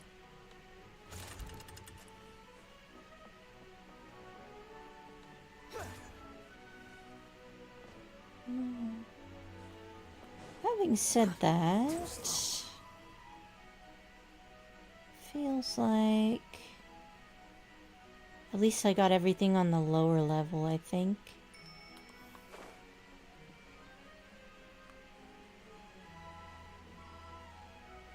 Yeah, alright, let's explore the upper level then. Donk. Unnecessary. Oh. Quit following me. The wind rises. Nice. Okay, and then there's one that's supposed to be up. Too slow. It's just... okay, it's an elevator. Let's see. Up. It's a trap.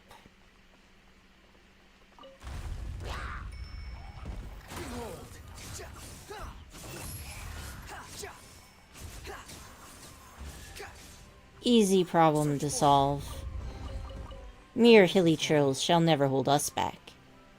The monsters are inside, are they?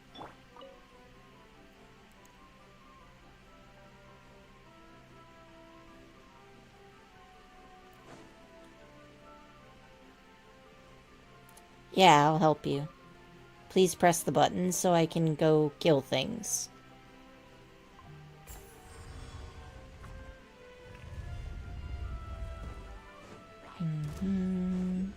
Oh, right.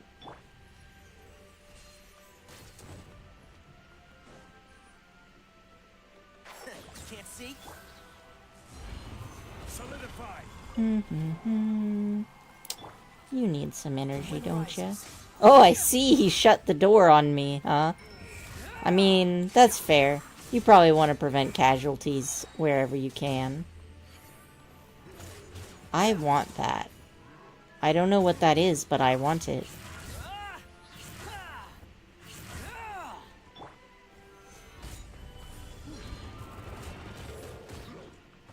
Oh no, hit me. I need healing. Eh. Too weak. That's okay. Oh yeah, that's mine. That is pretty... oh.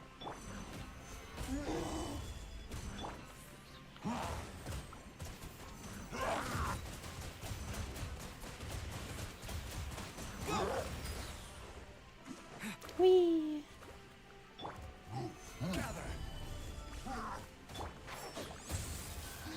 Oh, these guys are actually tougher than normal, I think. I mean, they're still not very tough, but... eat, burning, and die!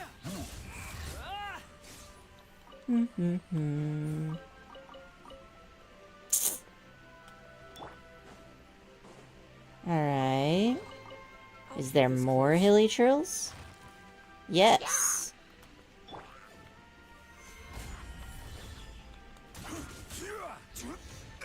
Just gonna use some classic beatdown maneuvers. Oh, okay, there's another one. That's fine. I can beat up more.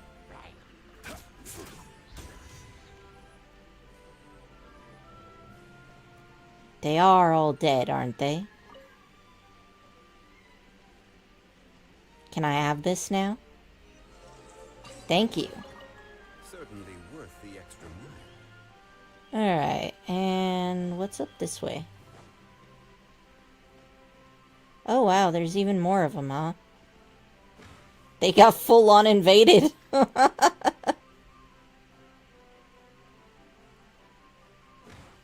Oh, the Hilly-Trills want the stars, huh? Kinda want to switch to someone with Pyro now. Yeah, that'll do. Let's swatch out Zhongli for you. Where are we headed this time? The shields are inferior, but that's fine. Quit following me. I have things I wish to light on fire. Unsightly insects. Bonk. Unnecessary. Dang. Oh right, I set up my artifact auto-lock. Okay. So this should already be working. So I just need to get rid of the ones that are locked. And I can do that somehow.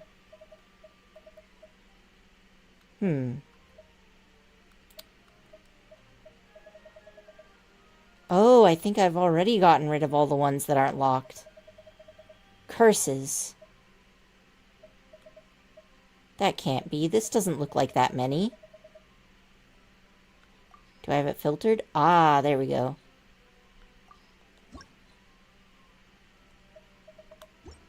Good, sir. Not locked. Thank you. Yeah. There we go. Auto add all of the 4 stars. There we go.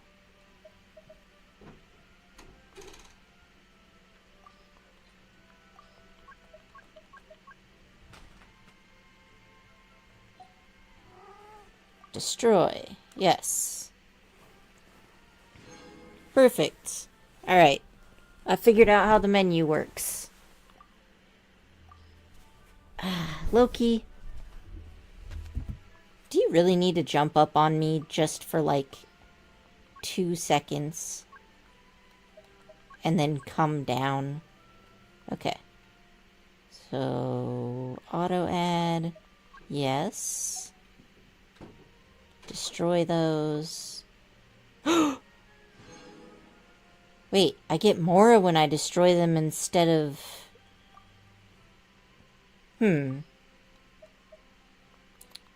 Well, this is enough for now. I'm just gonna pick that up. Can I? Darn, I really wanted that one. It's fine.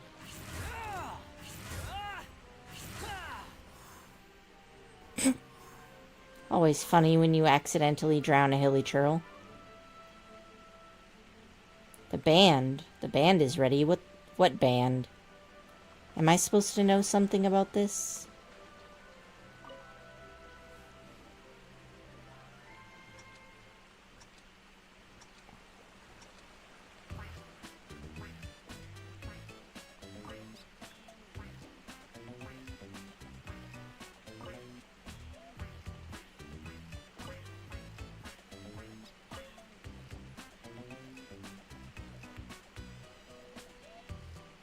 Alright, do it.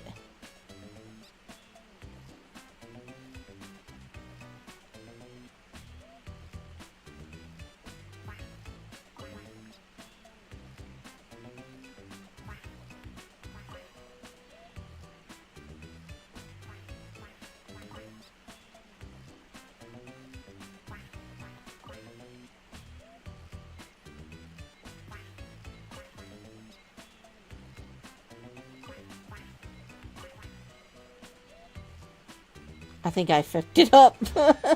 Oh no, I actually did well enough. Wow, this is a very forgiving puzzle. Take it and have fun. That's fine. Alright. I'm still mad they won't give me this. They will. Perfect. Alright, so... what am I doing now? Oh. Squall and Fury. I'll take that. This is the frogs I just finished. Now I got this thing and... whoa, okay. What's this?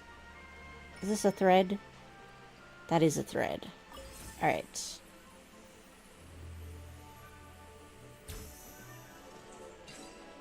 Aha. One of those, just by arriving, you've already beat the puzzle. I've already been here, but maybe there's something further up that I need to do. This looks cute. Oh, hey, look.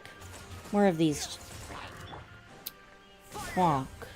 The wind rises.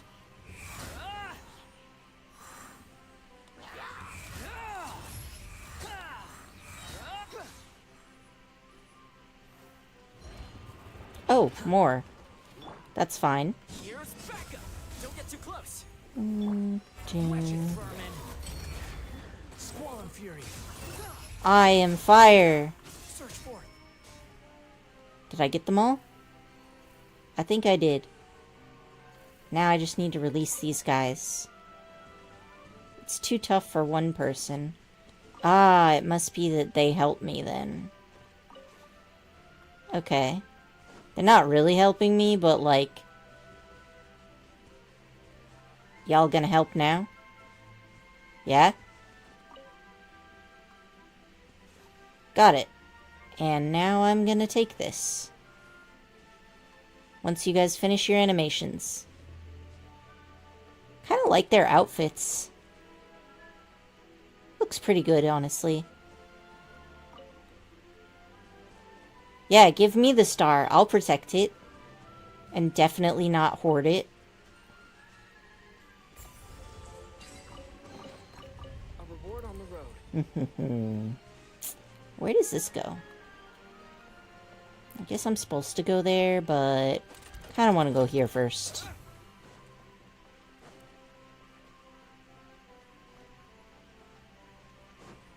Oh.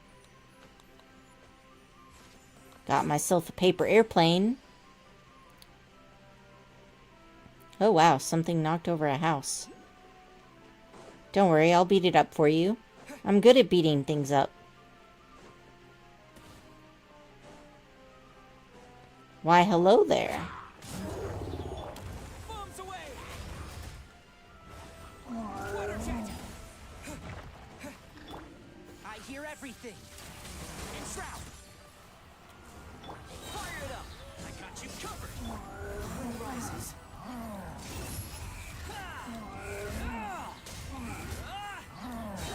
Na na na na. Na na. Na na. Can't touch this. Don't get too close. Water jet. I'll uproot you. Here's backup. Whoop. Squall and Fury. Ground-based attacks can't hurt me. I float. This must be what Paimon feels like all the time. Just gonna let these guys out. Oh, yeah. Now, give me the loot. Thank you. Is this an answer from this world? Looks like I need to kill this. Na na na na na. Boop. Fire it up. One with the force. Whoop. Alright. Oh, goodness. Oh, good to know. Even if I went through the door, I would have had to take a detour anyway. My adventurer's instincts are strong. Alright. Let's go up this way. Behold. La la la. Up this way? Nothing else over there, right? Yep. Looks pretty clear.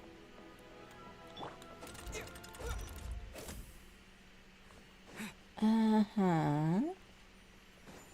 Paper.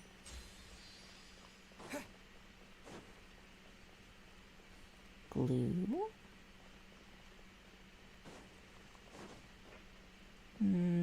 Oh.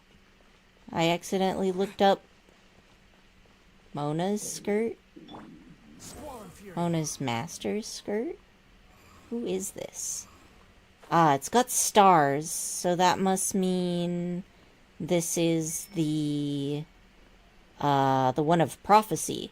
'Cause the prophecy one... Oh, whoa, I'm like stuck in an infinite loop. I don't even think my stamina's... Oh no, my stamina's still going down. I don't see why I can't climb the statue, though. Cheap. Quit following me. This way? Wonder if this is how you get to the next area instead of a train. It's certainly pointed in the correct direction. But there should be a teleport point that I have missed. Aha. There it is.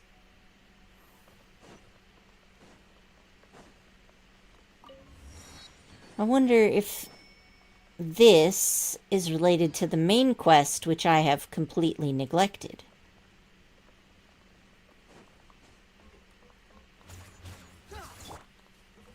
Alright, hitting this doesn't do anything.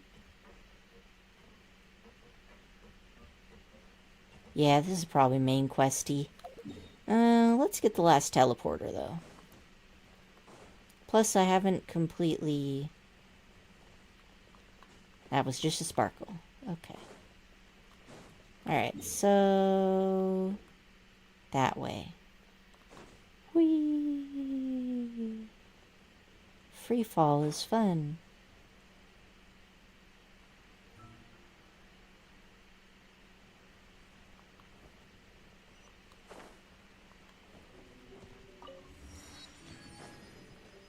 Ah, I do take another train.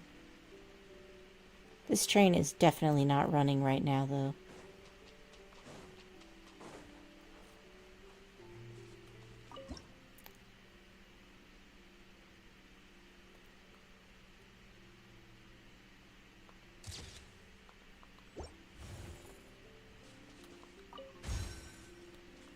Na, na, na, na.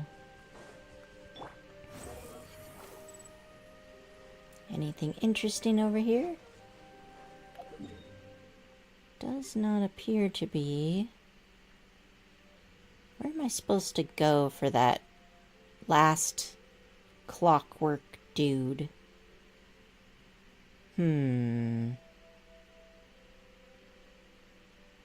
Oh, this tunnel leads to I think there's an underground?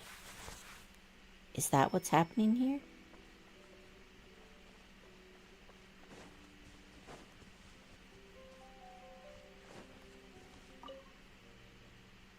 I was originally planning to take a pickaxe to the Titanium Mountain, but it was too heavy.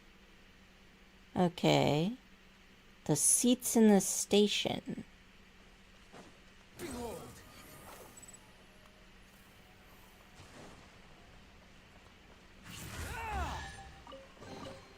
Take it and have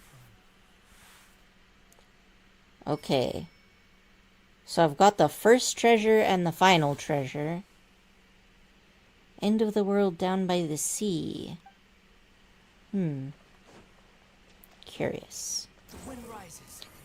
Let's just go up this hill for now.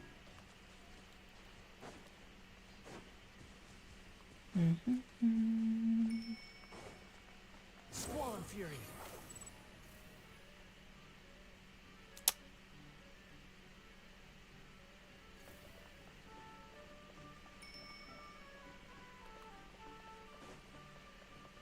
Certainly are a lot of stairs, yes.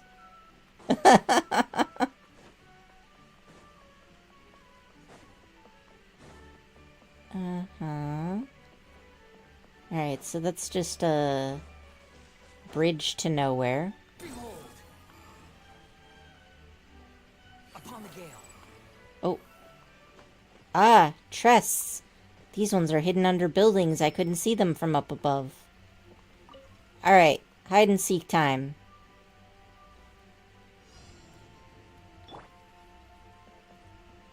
Alright, so I can't leave this area. I found one. There we go. Still disappointed when I don't find something to smash in there. Alright, I got another one. I see you didn't quite have time to hide all the way, huh?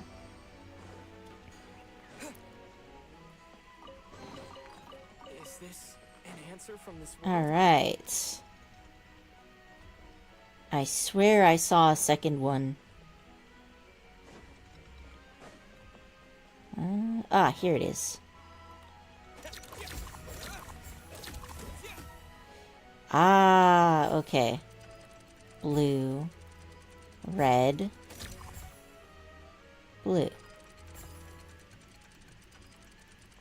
Okay, I clearly did it right, okay? So, first, green, blue, red, blue.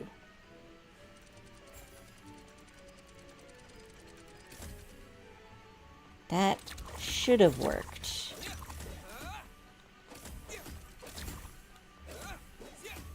Click, click, click, click. Oh yeah, looks like the thing was just stuck. That's fine. Okay, so I got that. Uh-huh.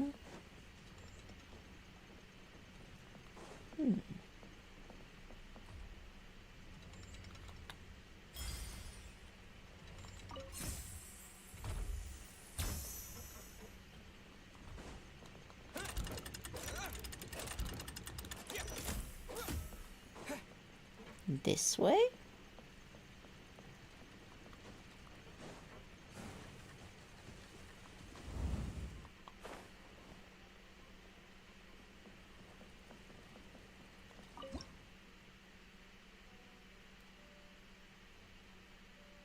Let's get a good view of the city, shall we?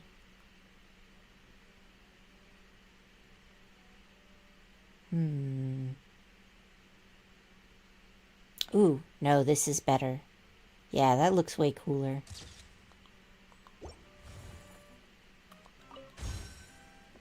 Alright. Squall and Fury. Oh, another one of these that I haven't done. Whoop. Fudge. I was overconfident. I thought I could make it to the end. Behold! Okay.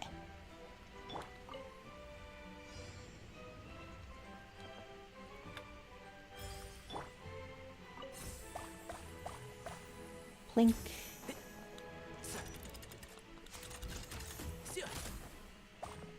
Wait, didn't I already do this one?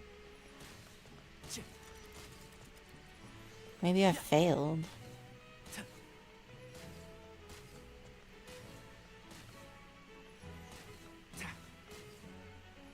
Curse you. Oh. Ah, yes. Okay, I definitely didn't do it all the way then.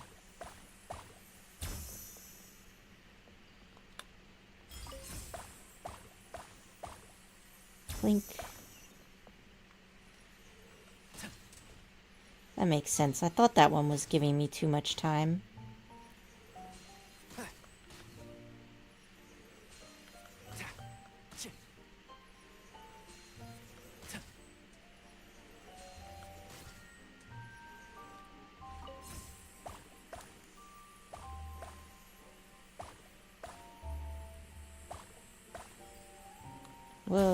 Okay. Made it. Ah. Smells like... Excellent. Alright. So seeing as I did all of that, where is this guy's family thing supposed to be? Maybe I'm actually gonna have to find the rights. Sumeru. Yeah, but none of the... Oh, Simulacra. Yes. Aha. Alright. I need to go this way. This seems like a door. It can't be opened from this side. So it can be opened from the other side.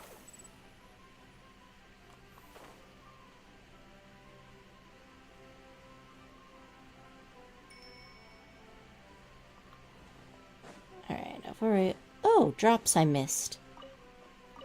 Obviously, I still need those.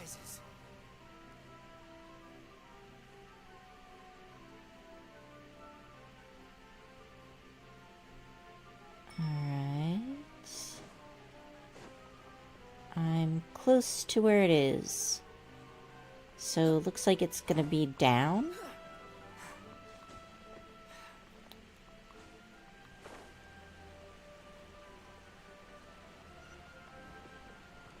This glider looks so good on him.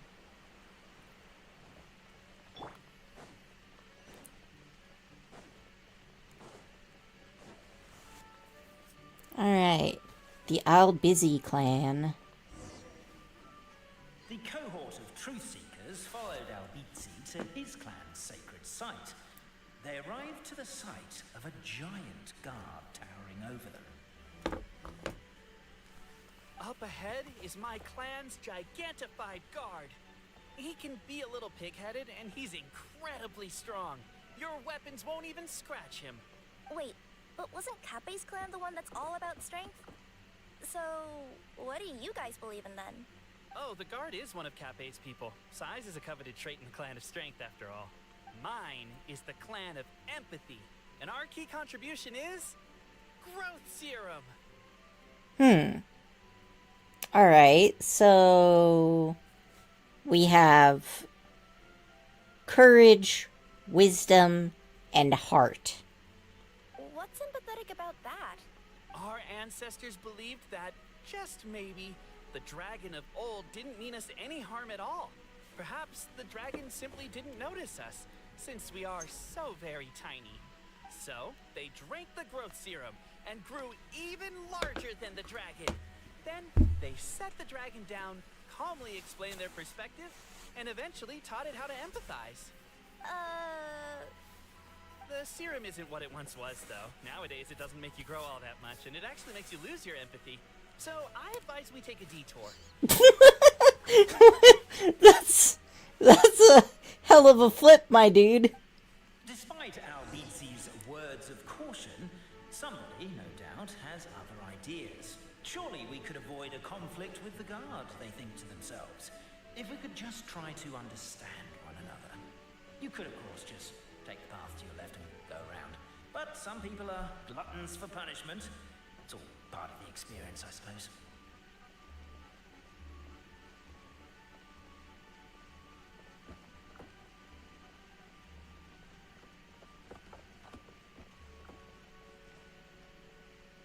I just want to see what Everyone, happens. I have returned.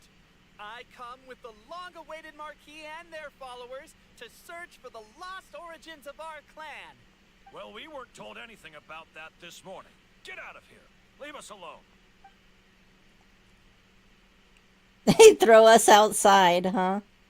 Alright. You and Albizzi only wanted to strike up a conversation with the guard.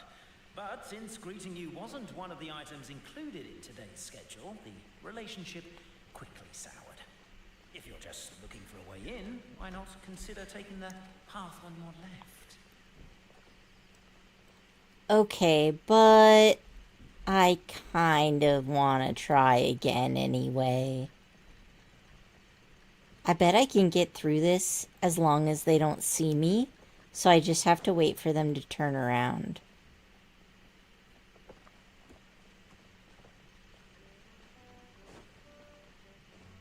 Aw. Everyone, I have returned. I come with the long-awaited Marquis and their followers to search for the lost origins of our clan. Well, we weren't told anything about that this morning. Well, I tried. You all saw me. I just wanted to know if there was another way. Beatsy only wanted to strike up a conversation with the guard. But since greeting you wasn't one of the items included in today's schedule, the relationship quickly soured. If you're just looking for a way in, why not consider taking the path on your left?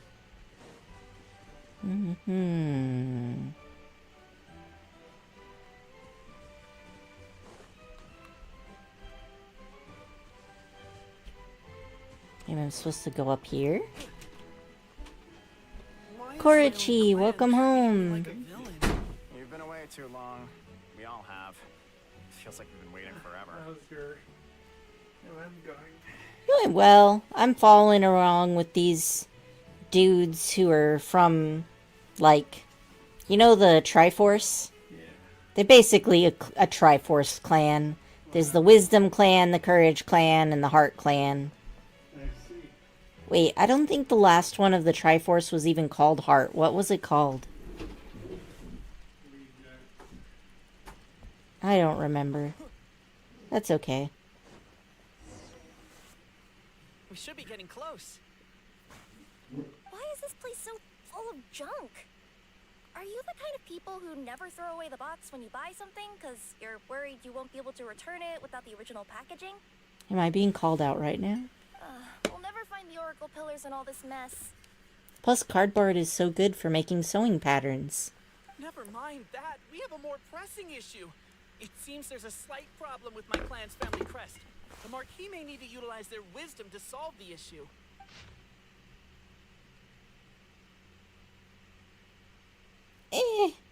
I can pretty much understand how it works. Wisdom too, huh? Well, you guys have a bit of everything, don't you? Except empathy. The voice acting for these guys is just the best. Keep the noise down! We don't want to alert the guard.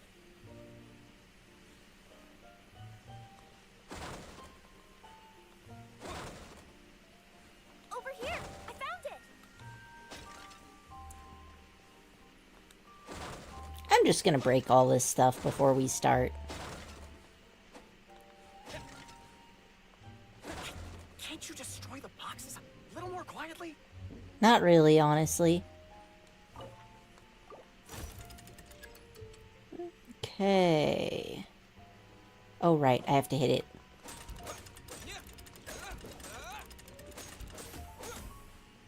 Okay, so we're gonna start from here. I'll go keep watch.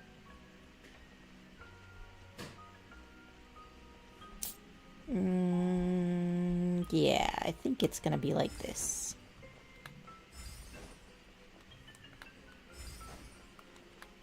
Ta-da! I'll keep this. This is the last one. Alright, Goddess Manuscript 3.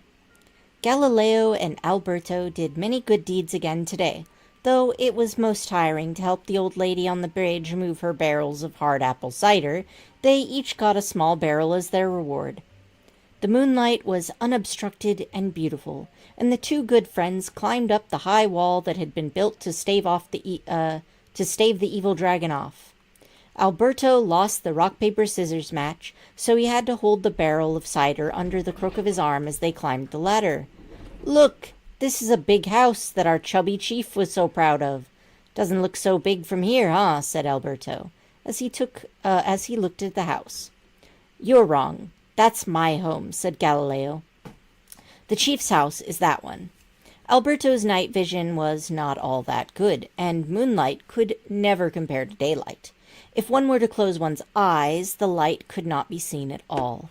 He tried a little harder, but could discern nothing more. But it's also really small, Galileo continued, so there's nothing wrong with your statement. Galileo and Alberto were both rather perceptive people. Galileo's reply covered for Alberto's discomfort. Discomfort instead of discomfort, huh? I feel like that's not... I think that's a typo. Covered for Alberto's discomfort regarding his poor vision, or discomfort, while Alberto also lost the rock-paper-scissors match on purpose so that he could carry the cider barrel because the gears under Galileo's ribs were injured. Here's to you. The two friends raised a toast once Alberto stuffed a cork back into the barrel. The next day, the two gathered everyone in the village plaza. First, they apologized for the collapse of the anti-dragon wall and told all the people that they were preparing to have a talk with the evil dragon. I know it was a lot of work for everyone to fix that wall, but we're not that fussed about it anyway, the chubby chief said. But are you sure you're not bragging when you say you knocked it down yourselves? Of course, this was not the chief's point. He, too, was a good person. He continued, also, it's too dangerous to seek the dragon out. Don't worry about us. And so the two best friends in the whole world departed. Thank you, Corci. The evil dragon trembled before Alberto and Galileo. For some reason, the old lady's liquor could make people grow very, very large. That was how they accidentally squashed the high wall the previous night. As they gazed down at the ground far below, they more or less understood how the dragon thought. No wonder it could accidentally destroy the village at its feet. So long as they could get the dragon to notice people, they could surely come to an understanding. The two friends thus drank all the remaining magic cider, becoming even larger than the dragon by a good margin. Reeking of alcohol, they sandwiched the dragon between them and drunkenly tried reasoning with it. The dragon shriveled up in terror, and all of its...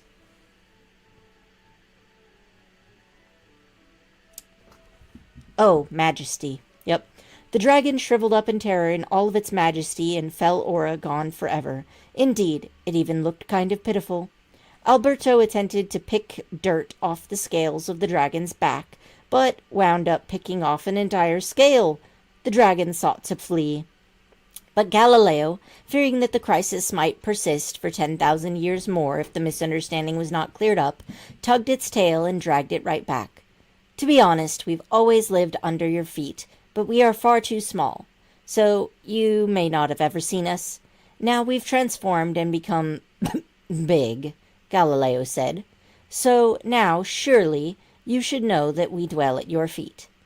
The dragon nodded repeatedly, and thus did the two and the dragon chat all night, and believing the goal of mutual understanding achieved, the two set off along the road home.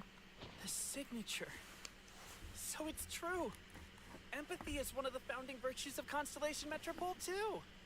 Just as we suspected, all three are the truth.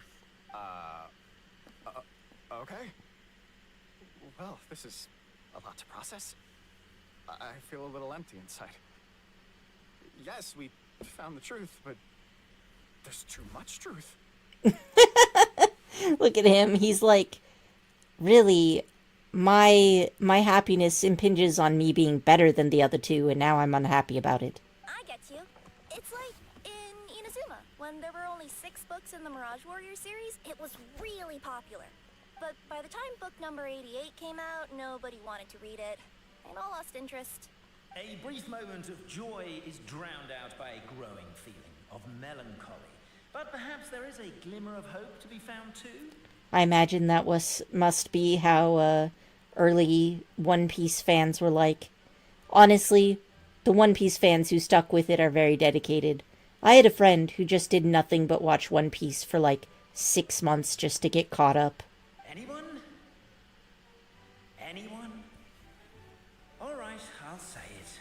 How is it the case that these 3 versions of history can all be true at once? Let's think about this. That's exactly what Paimon was wondering, but Hello. Morano kind Hello. of already explained it away earlier. So Paimon was worried she'd look not a stupid question at all, my dear little pixie.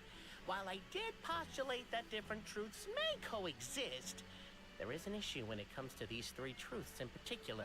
The problem is, all three truths are the history of the exact same thing, namely the dragon and the Metropole's origins. Yet all three bear the signature, showing that they're genuine. Maybe they happened sequentially. Like, it ran away only to encounter another setback, and then it ran away and encountered a third setback, and that's why it didn't come back, because it just got 3 L's in a row and it was done. You crushed the dragon's ambitions. And with, like, no more L's. Oh, also their thing of time is wonky, so maybe, like, at some point somebody rewound the gears and did it over. That could happen. I could see that. The bell. It rang once. What does that mean again? Ah, yes. Highest level of emergency. Everyone to the main entrance. Stat. Bring all the glue traps and place them outside the gates. The whole city is on the lookout, and there's only one way out. It's the path right in front of you. Very well. I happens to bring... Also, why is 1 ring the highest level of emergency? Obviously because you have to respond fast when it's an emergency. It'd be a bit too late if they wait. That's true. Very clever. What am I after? Oh, they're after me. Why, though? Wait, why am I dodging? I can just glide. Whee. Have you started the summer event yet, Korichi? Nope. Are you planning to? At some point. That's fair. We made it out. Don't know if we'll still be needing this clockwork key, but I yoinked it out before we ran, just in case. When you have a moment, would you be able to create a burrito for me to put in my face? Okay, sure. Back to the truth Thank problem. you. There are 3 conflicting versions of the truth, and somehow they're all still true. What is that supposed to mean? I don't know. I doubt anyone here in Simulanka can make sense of it. All we do know is that any manuscript bearing her signature has to be valid. 3 dragons? Well, she is the goddess of fate, the creator of all this. And all these manuscripts are her grand design. The reason we argued about who was right was that we didn't know enough about the truth of the past. But now we have the truth. So we just have to accept it. As surely as we will follow the clockwork path designed for us, so is this the course that history has taken. It is clear and incontrovertible. We will never argue again. Thank you all. Yeah, until, like, the next generation has to do it all over again. Is that all there is to it? Is this where the decision made at the first crossroads of destiny has led us to? A pointlessly happy ending. Wow, that was kind of my feeling after watching the ending of Chicken Nugget. Overthinking it would be equally pointless. Well, that's enough for one day. Time to take a break. Could you be any more cryptic? You're planning something. Paimon knows it. Whatever happens, today was a breakthrough in my journey of discovery. I will go back and share it with my clan. Me too. And me. Let's leave it there for today, then. I'm sure we'll find out what else Mr. Narrator has planned for us tomorrow. Now the time skip, eh? Do I have those orange little birds? I must check.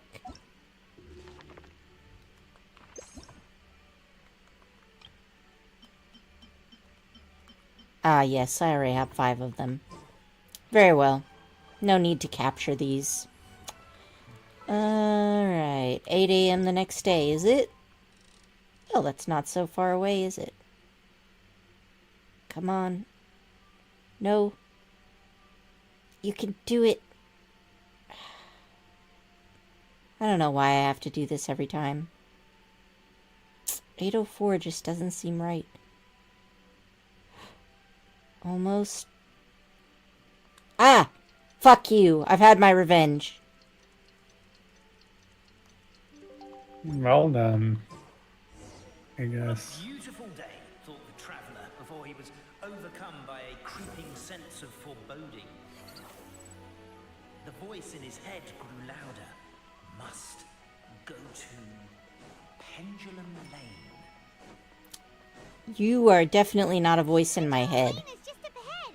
Something must have happened here after all. Everyone's crowded around.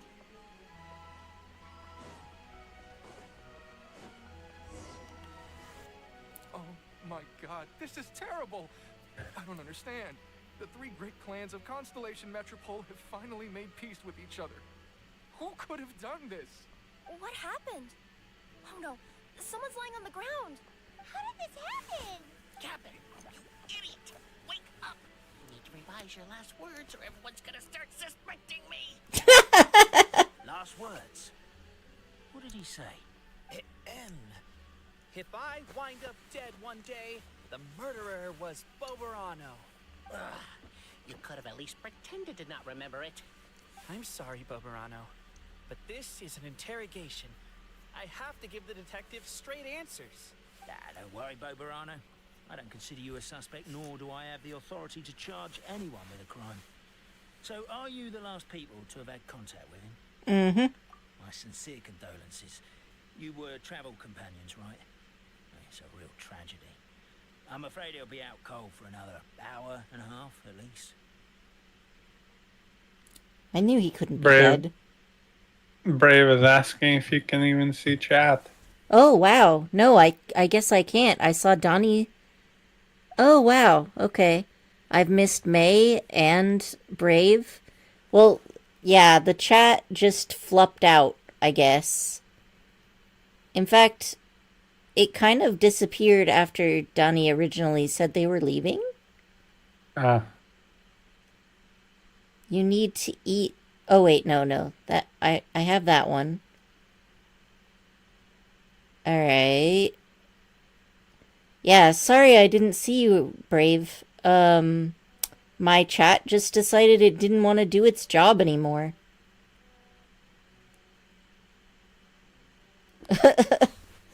Yeah, I don't know. YouTube chat is so buggy. I clearly have had it on that screen the whole time and haven't touched it, but it just stopped updating. Yeah, I know. It's despicable.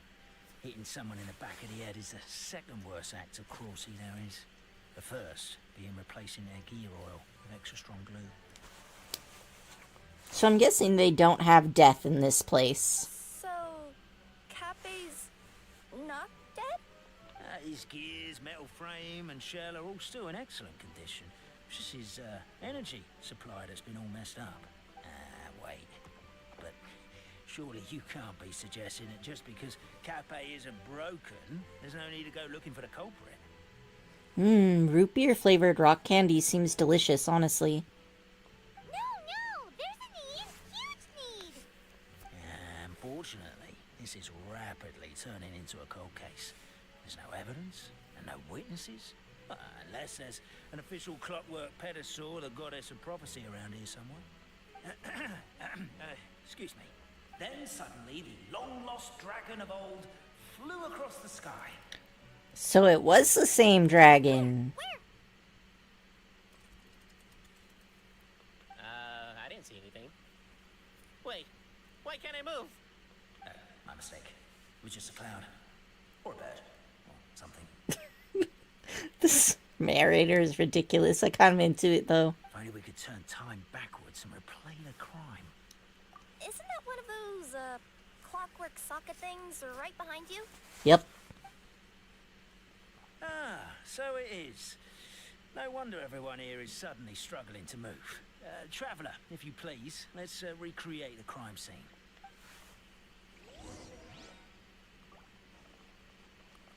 The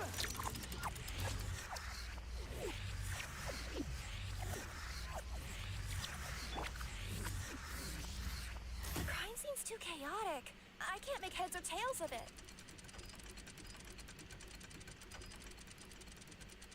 Now you're making me jealous. I want rock candy, but I can't have sugar. Wonder if he just, like, tripped, though.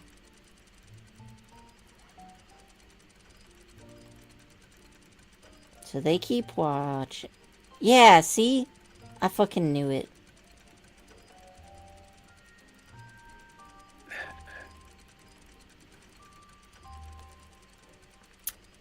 There's a local tea shop that sells the best rock candy.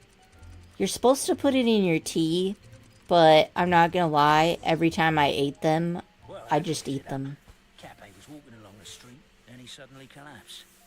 He was faking it. Was he faking it, or was he, like, I don't know, drunk or something? What?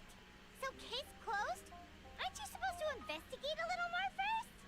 Well, we literally replayed the crime scene and saw it with our own eyes. There's no need for any evidence gathering or powers of deduction now. And besides, maybe the truth is inherently strange by nature. That's fair. Like how Constellation Metropole has 3 histories, each of which is the truth. But didn't you say Cape was struck in the back of the head and knocked unconscious? For all I know, he could have bashed his head against a toilet bowl before leaving the house. Then walked here in a daze before finally passing out. As for why he might have done that, my guess is... Her eyes look really good close up. With the Supreme Clan question left unanswered, and the tension in Constellation Metropole suddenly wiped away, he was looking to create a new source of conflict. Only then would the city feel alive again. Do you really think he's capable of that, though? Sounds like a pretty complicated conspiracy for the average Simulanka resident. I don't know. This one right here thought of it. How do you know that the Simulacra residents can't do that? Traveler, something about the crime scene isn't sitting right with me. It just seems unnatural. Why are you screaming, Loki? Also, anything outside of the immediate area won't have appeared in the replay. Is it possible that something was missing from the scene?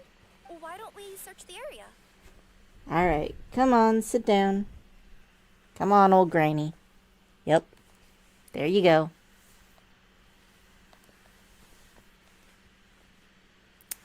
Brave, you're just tormenting me on purpose now. I am starving. What are you doing? Oh, we're gonna head to Cape's house to check the toilet bowl for signs of an impact. Alright then. Let's search for suspicious places and clues.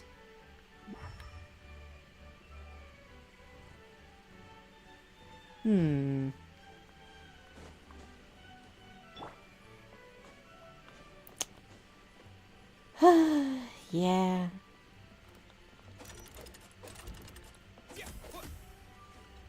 Let's see. So...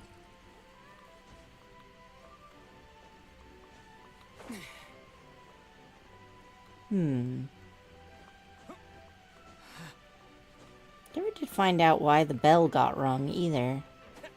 Unfortunately, I cannot ring it.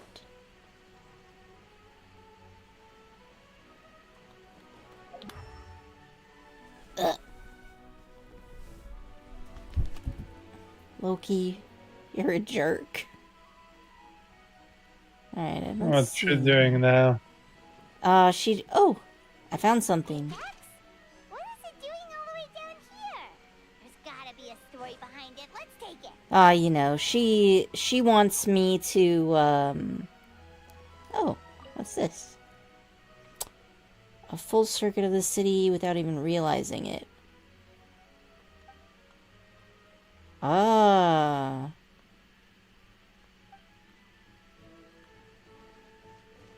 Alright, that doesn't look like it's related to the crime scene, though. Hello there. Have you seen my spear by any chance? Someone was shouting about a dragon a minute ago, and I instinctively threw it into the sky. This event is pretty hilarious. Like, I'm liking it. Oh, so I can go through the thread, but they can't? They're not an investigative thing. What about over here? No, I thought that tool might be one, but guess not. It's fine. How about you? Oh, hey! The map actually shows me where the items of interest are. There's a strange potion bottle here. Looks so weird. Let's take it.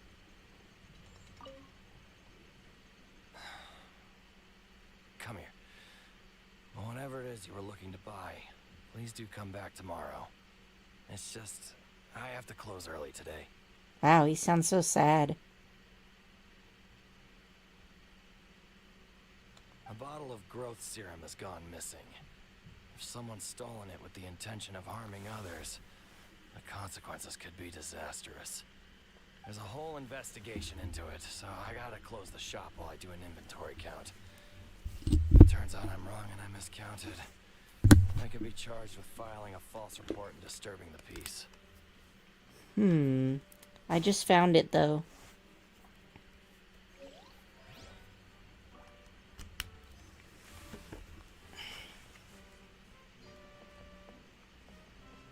Oh, I can't even give it to him, huh? Alright, so there's another little outline over this way. Right in the middle, huh? I haven't found the spear yet, so I'm sure that'll turn up at some point. You're not from these parts, are you? Just visiting? Yep, that's right. Why? What's up? Ah, well, I was gonna offer you a great job in the Titanium mines. A safe and secure working environment. Doesn't sound very safe.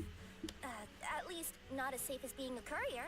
To keep the titanium ore intact, we use specially designed pickaxes that can't cut through it. Even if you struck a person with it, it wouldn't so much as leave a scratch. Yeah, but you guys are like toys. You're not made out of meat. And in terms of labor intensity, the work has been rated as Class 2 physical labor by a reputable organization. Even cats can do it. I'm not... Never mind. I give up. Kirara bends under the harsh reality of racism. Welcome to Paimon's world. Mind you, I don't know what happened today, but somehow a pickaxe has gone missing. Maybe one of the giant guards broke it down, so someone took it to perform a rapid resuscitation procedure. Sounds pretty brutal for a first aid technique.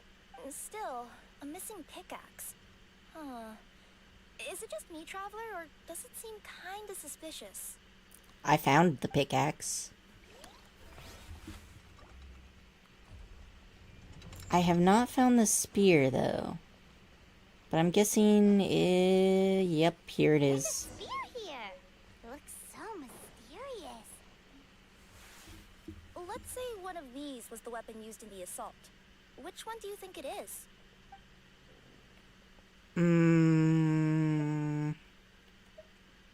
I don't know.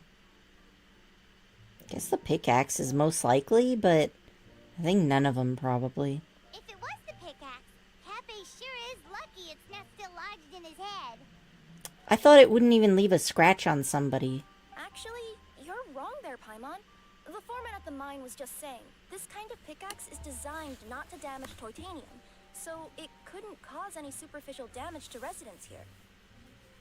Yeah, there was a pickaxe hiding in a corner. But you could probably knock someone out if you hit them hard enough, and it wouldn't leave a scratch. So no evidence. Let's take this back to the crime scene and replay it one more time. Ah, you're back. How was the toilet at Cape's house? Toilet? What about it? Oh, yeah, forget that. What's this about? What are you trying to say? We thought the way Cape fell looked odd, so we searched the area for suspicious items and found this. It could have been deliberately placed out of range of the crime scene so it wouldn't show up when we replayed it. Now we've retrieved it, we were gonna replay it again. You don't mind, do you? Oh, I just remembered I forgot to turn off the clockwork switch in my kitchen. So he did it. What a suspicious man. We should be good now. So I must have got it right on the first try then. Oh, yep, there we go.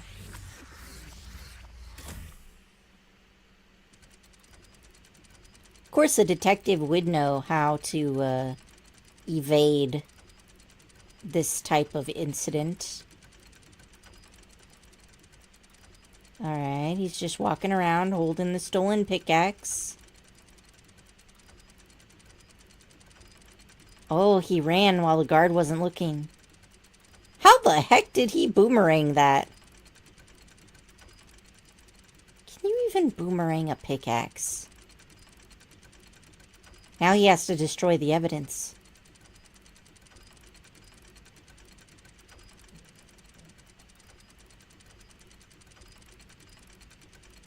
So you're the attacker!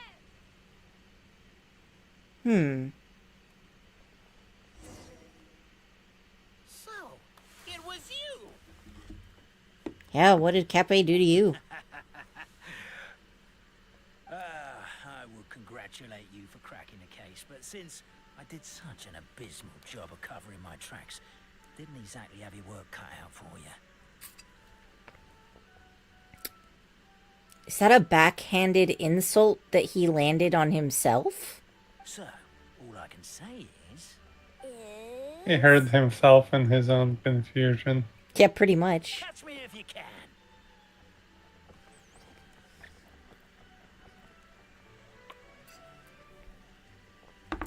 Don't you think that guy sounds a bit like the narrator? No, he doesn't. Yeah. I'm just crazy. Yeah, no, I can see what you mean. No, I don't think they sound that similar after listening to it again.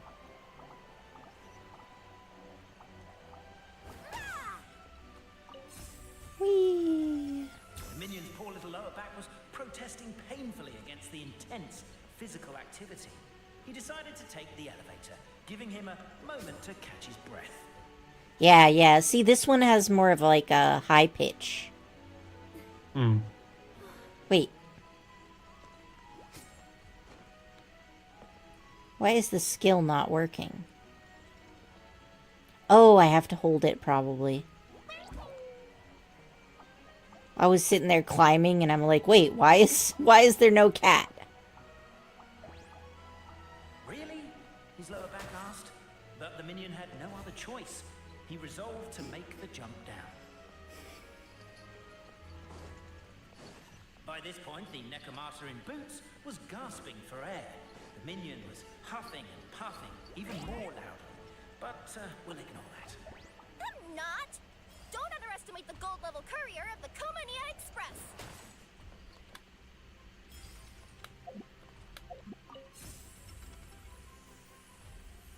Ah, so as long as I can go, it doesn't matter. Okay. Necromancer, tell me, what do you hope to gain from bullying me?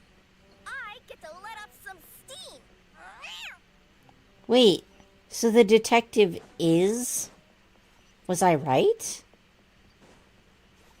Ha-ha! You fell into my trap. In fact, all the glue in this world is created by me, using my narrator powers. I make it and the residents just gather what they need. Rats! Oh, I'm so jealous of you guys right now. You can just jump out of your shoes and keep running, but Wait, I'm wearing boots this time. Yeah! The unnamed minion made a last-ditch escape attempt. He began his long climb. Sorry, up the wall, the tall wall. He began his long climb up the tall wall. You call that a tall wall? In urgent Neko parcel mode, I'll scale it in no time.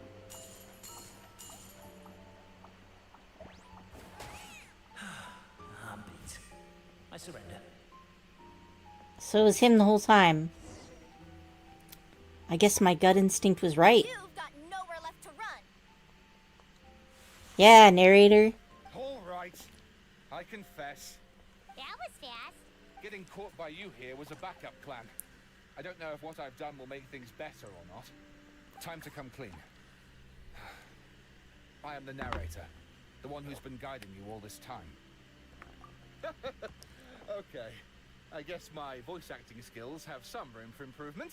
Anyway, I only did what I did because... Why are you suddenly spilling the beans? I poured my heart and soul into all this. I was worried you wouldn't ask. The truth is, I was one of the first conscious beings ever made by the goddess of creation. And I've known for a long time that this whole world is just a fairy tale written by the goddess of fate. Okay, but when gods write things, they're real, so who cares? I know they say that fairy tales are just made up for kids to read, but I refuse to believe that fairy tales are just fictional stories and nothing more. The reason why Constellation Metropole has 3 origin stories is that the goddess of fate wrote 3 drafts and couldn't decide which one she liked best. Then her cat trod all over them, and they all got crumpled together, so the 3 worlds just sort of folded into one. The goddess of fate was torn between them anyway, since she couldn't decide which ending was best for the dragon or the kids. So when she saw what the cat had done, she simply decided to go with all 3. Who would have thought? But what does any of this have to do with what you did? So basically 3 worlds with 3 different beginnings? Endings? I guess beginnings, since this was right at the beginning. 3 different beginnings merged into one ending. You're not a fictional character, so you couldn't hope to understand. That's actually really cool. Honestly, I don't think there's anyone in all of Simulanka who would understand. Every day that I experience, every interaction I have with another person, is it really all just a work of fiction? The only reason the 3 great clans wanted to find out the truth was for the pointless task of electing the supreme clan. I thought that once they'd learned the truth, it might make them curious enough to investigate further. But as it turned out, they just accepted it and carried on living the same old lives. I have to motivate them to keep looking for answers now that they think they've learned the truth. I have to make them uncomfortable with the superficial explanation that they took at face value. So basically, he knows the absurd truth, and he wants other people to also know the absurd truth, but he thinks if they just find out, it won't, make him feel better. So he needs them to suffer for it and then get disappointed the same way he feels. And I have to figure out, once and for all, while you real people from the outside world are still here, are we real? Aww. That's my full confession. Time for you to take me back. I'm guessing I'll probably be forced to make a public apology, then sentenced to half a day in solitary confinement. I definitely deserve half a day. Oh, also, pass this message on to Cape Bobarano and Albizzi if you could. The Great Clockwork Key was originally put in place jointly by the ancestors of the 3 clans. If the 3 of them had any ability to cooperate whatsoever, they'd have been able to remove it by themselves. Over all these years, not once have they ever tried removing it together. Oh, my poor child. There's one thing you've been mistaken about this whole time. That is definitely one of the Hexenzirkel. Ah! Whose voice is that? Detective? Was that you? Your voice acting's actually pretty good. Wait, so the summer events have always been about Klee. But Klee is the daughter of Alice, who is one of the Hexenzirkel. So maybe the summer events have never been about Klee to begin with. They've just been about the Hexenzirkel. That's what I think too. That makes a lot of sense, actually. If they are more about Hexenzirkel than Klee. What about the one with Fischl and the islands? Well, I guess that still took place on the island that Alice set up, so... Yeah, plus Klee was still there. Are suitable for children is that they help them to understand the world. Fairy tales may be works of fiction, but at their heart lies an internal logic that is undoubtedly real-world truth in a condensed form. Perhaps they simplify good and evil, and perhaps they hide the darkness in metaphors. That reminds me. One of my favorite authors is Ursula K. Le Guin. And there was a quote that I read from her that was pretty interesting where she was like, writers are liars. They are liars who will write a big pile of lies, slam it on the table, and then they say, this is the truth. And they're not lying. I think it was something along the lines of some truths can't be understood explicitly, right? Like... Yeah, I can see that. And so through metaphors or stories, they allow you to communicate things that you can't put into words. But let there be no doubt. Yeah, I can definitely see that. Is as real as can be. And by extension, Seems like a valid opinion to me. patriots are also real. Goddess! Is it really you? The line that separates footnotes from narrative can never be crossed. Never the two shall meet. This is why you have never heard my voice before. Wait, so he was given the role of narrator. That makes sense since he's like one of the first people who was made. Just like Oz. You wish to break free from the story.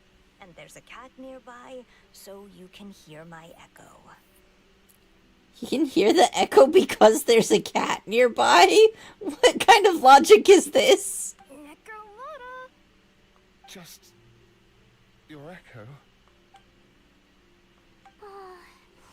The echo of a god is also pretty significant. Don't be down on yourself, buddy. So, we are a part of the real world too.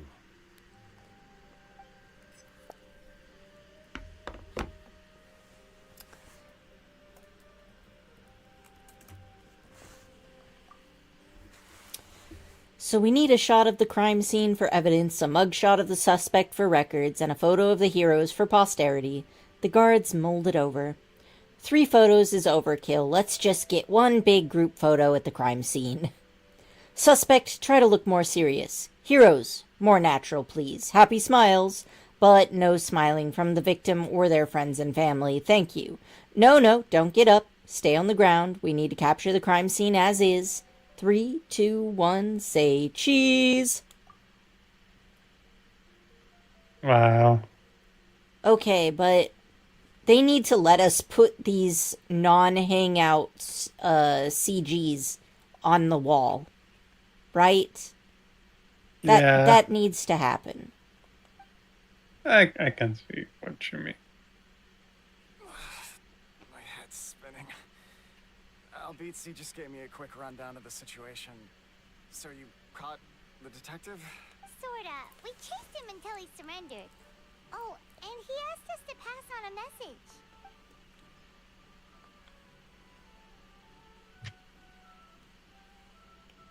message. Does he really think we didn't try that? 'Cause we did. After 6 months in that place. Ah, that was my bad. I thought it was a stupid idea at the time, so I didn't really exert myself. I also sort of stopped trying after 3 years. You... Never mind. I'm partly to blame as well. On the second attempt, I just hugged the key and pretended like I was pulling as hard as I could. You guys are so lazy. My granny's neighbor's pet cat has nothing on you, and it spends all day, every day sunbathing. Is it a cat or a dog, Kirara? Because this dialogue wants to fight you. Anyway, you said you heard the voice of the goddess of fate at the end? That's amazing. There is a world beyond our own after all. What would you guys say to taking a trip to the outside world sometime? Otherwise, I got bashed in the back of the head for nothing. Depends. Do either of you know how to get there? But yes, I agree we should go. And not invite the detective. Just to annoy him. There's petty revenge. But maybe the reason we've never worried about whether we're real or not is that, unlike him, we weren't there to witness the creation of this world. We've never had any reason to doubt that we're real. If someone ever convinced me that these delightful dimwits, Cape and Albizzi, weren't real, oh, I'd be devastated.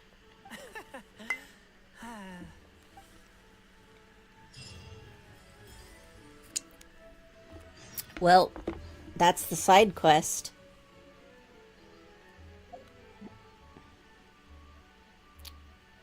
It wants to give me Tex Coda. I haven't done this one yet. But since people were saying this one's very long, maybe I should take a break. I do need to eat, and I am very hungry. So I think I'll go ahead and leave it off at that for today. And I will be back at this another day. Fare thee well, everyone. I shall see you next time. Bye. Bye.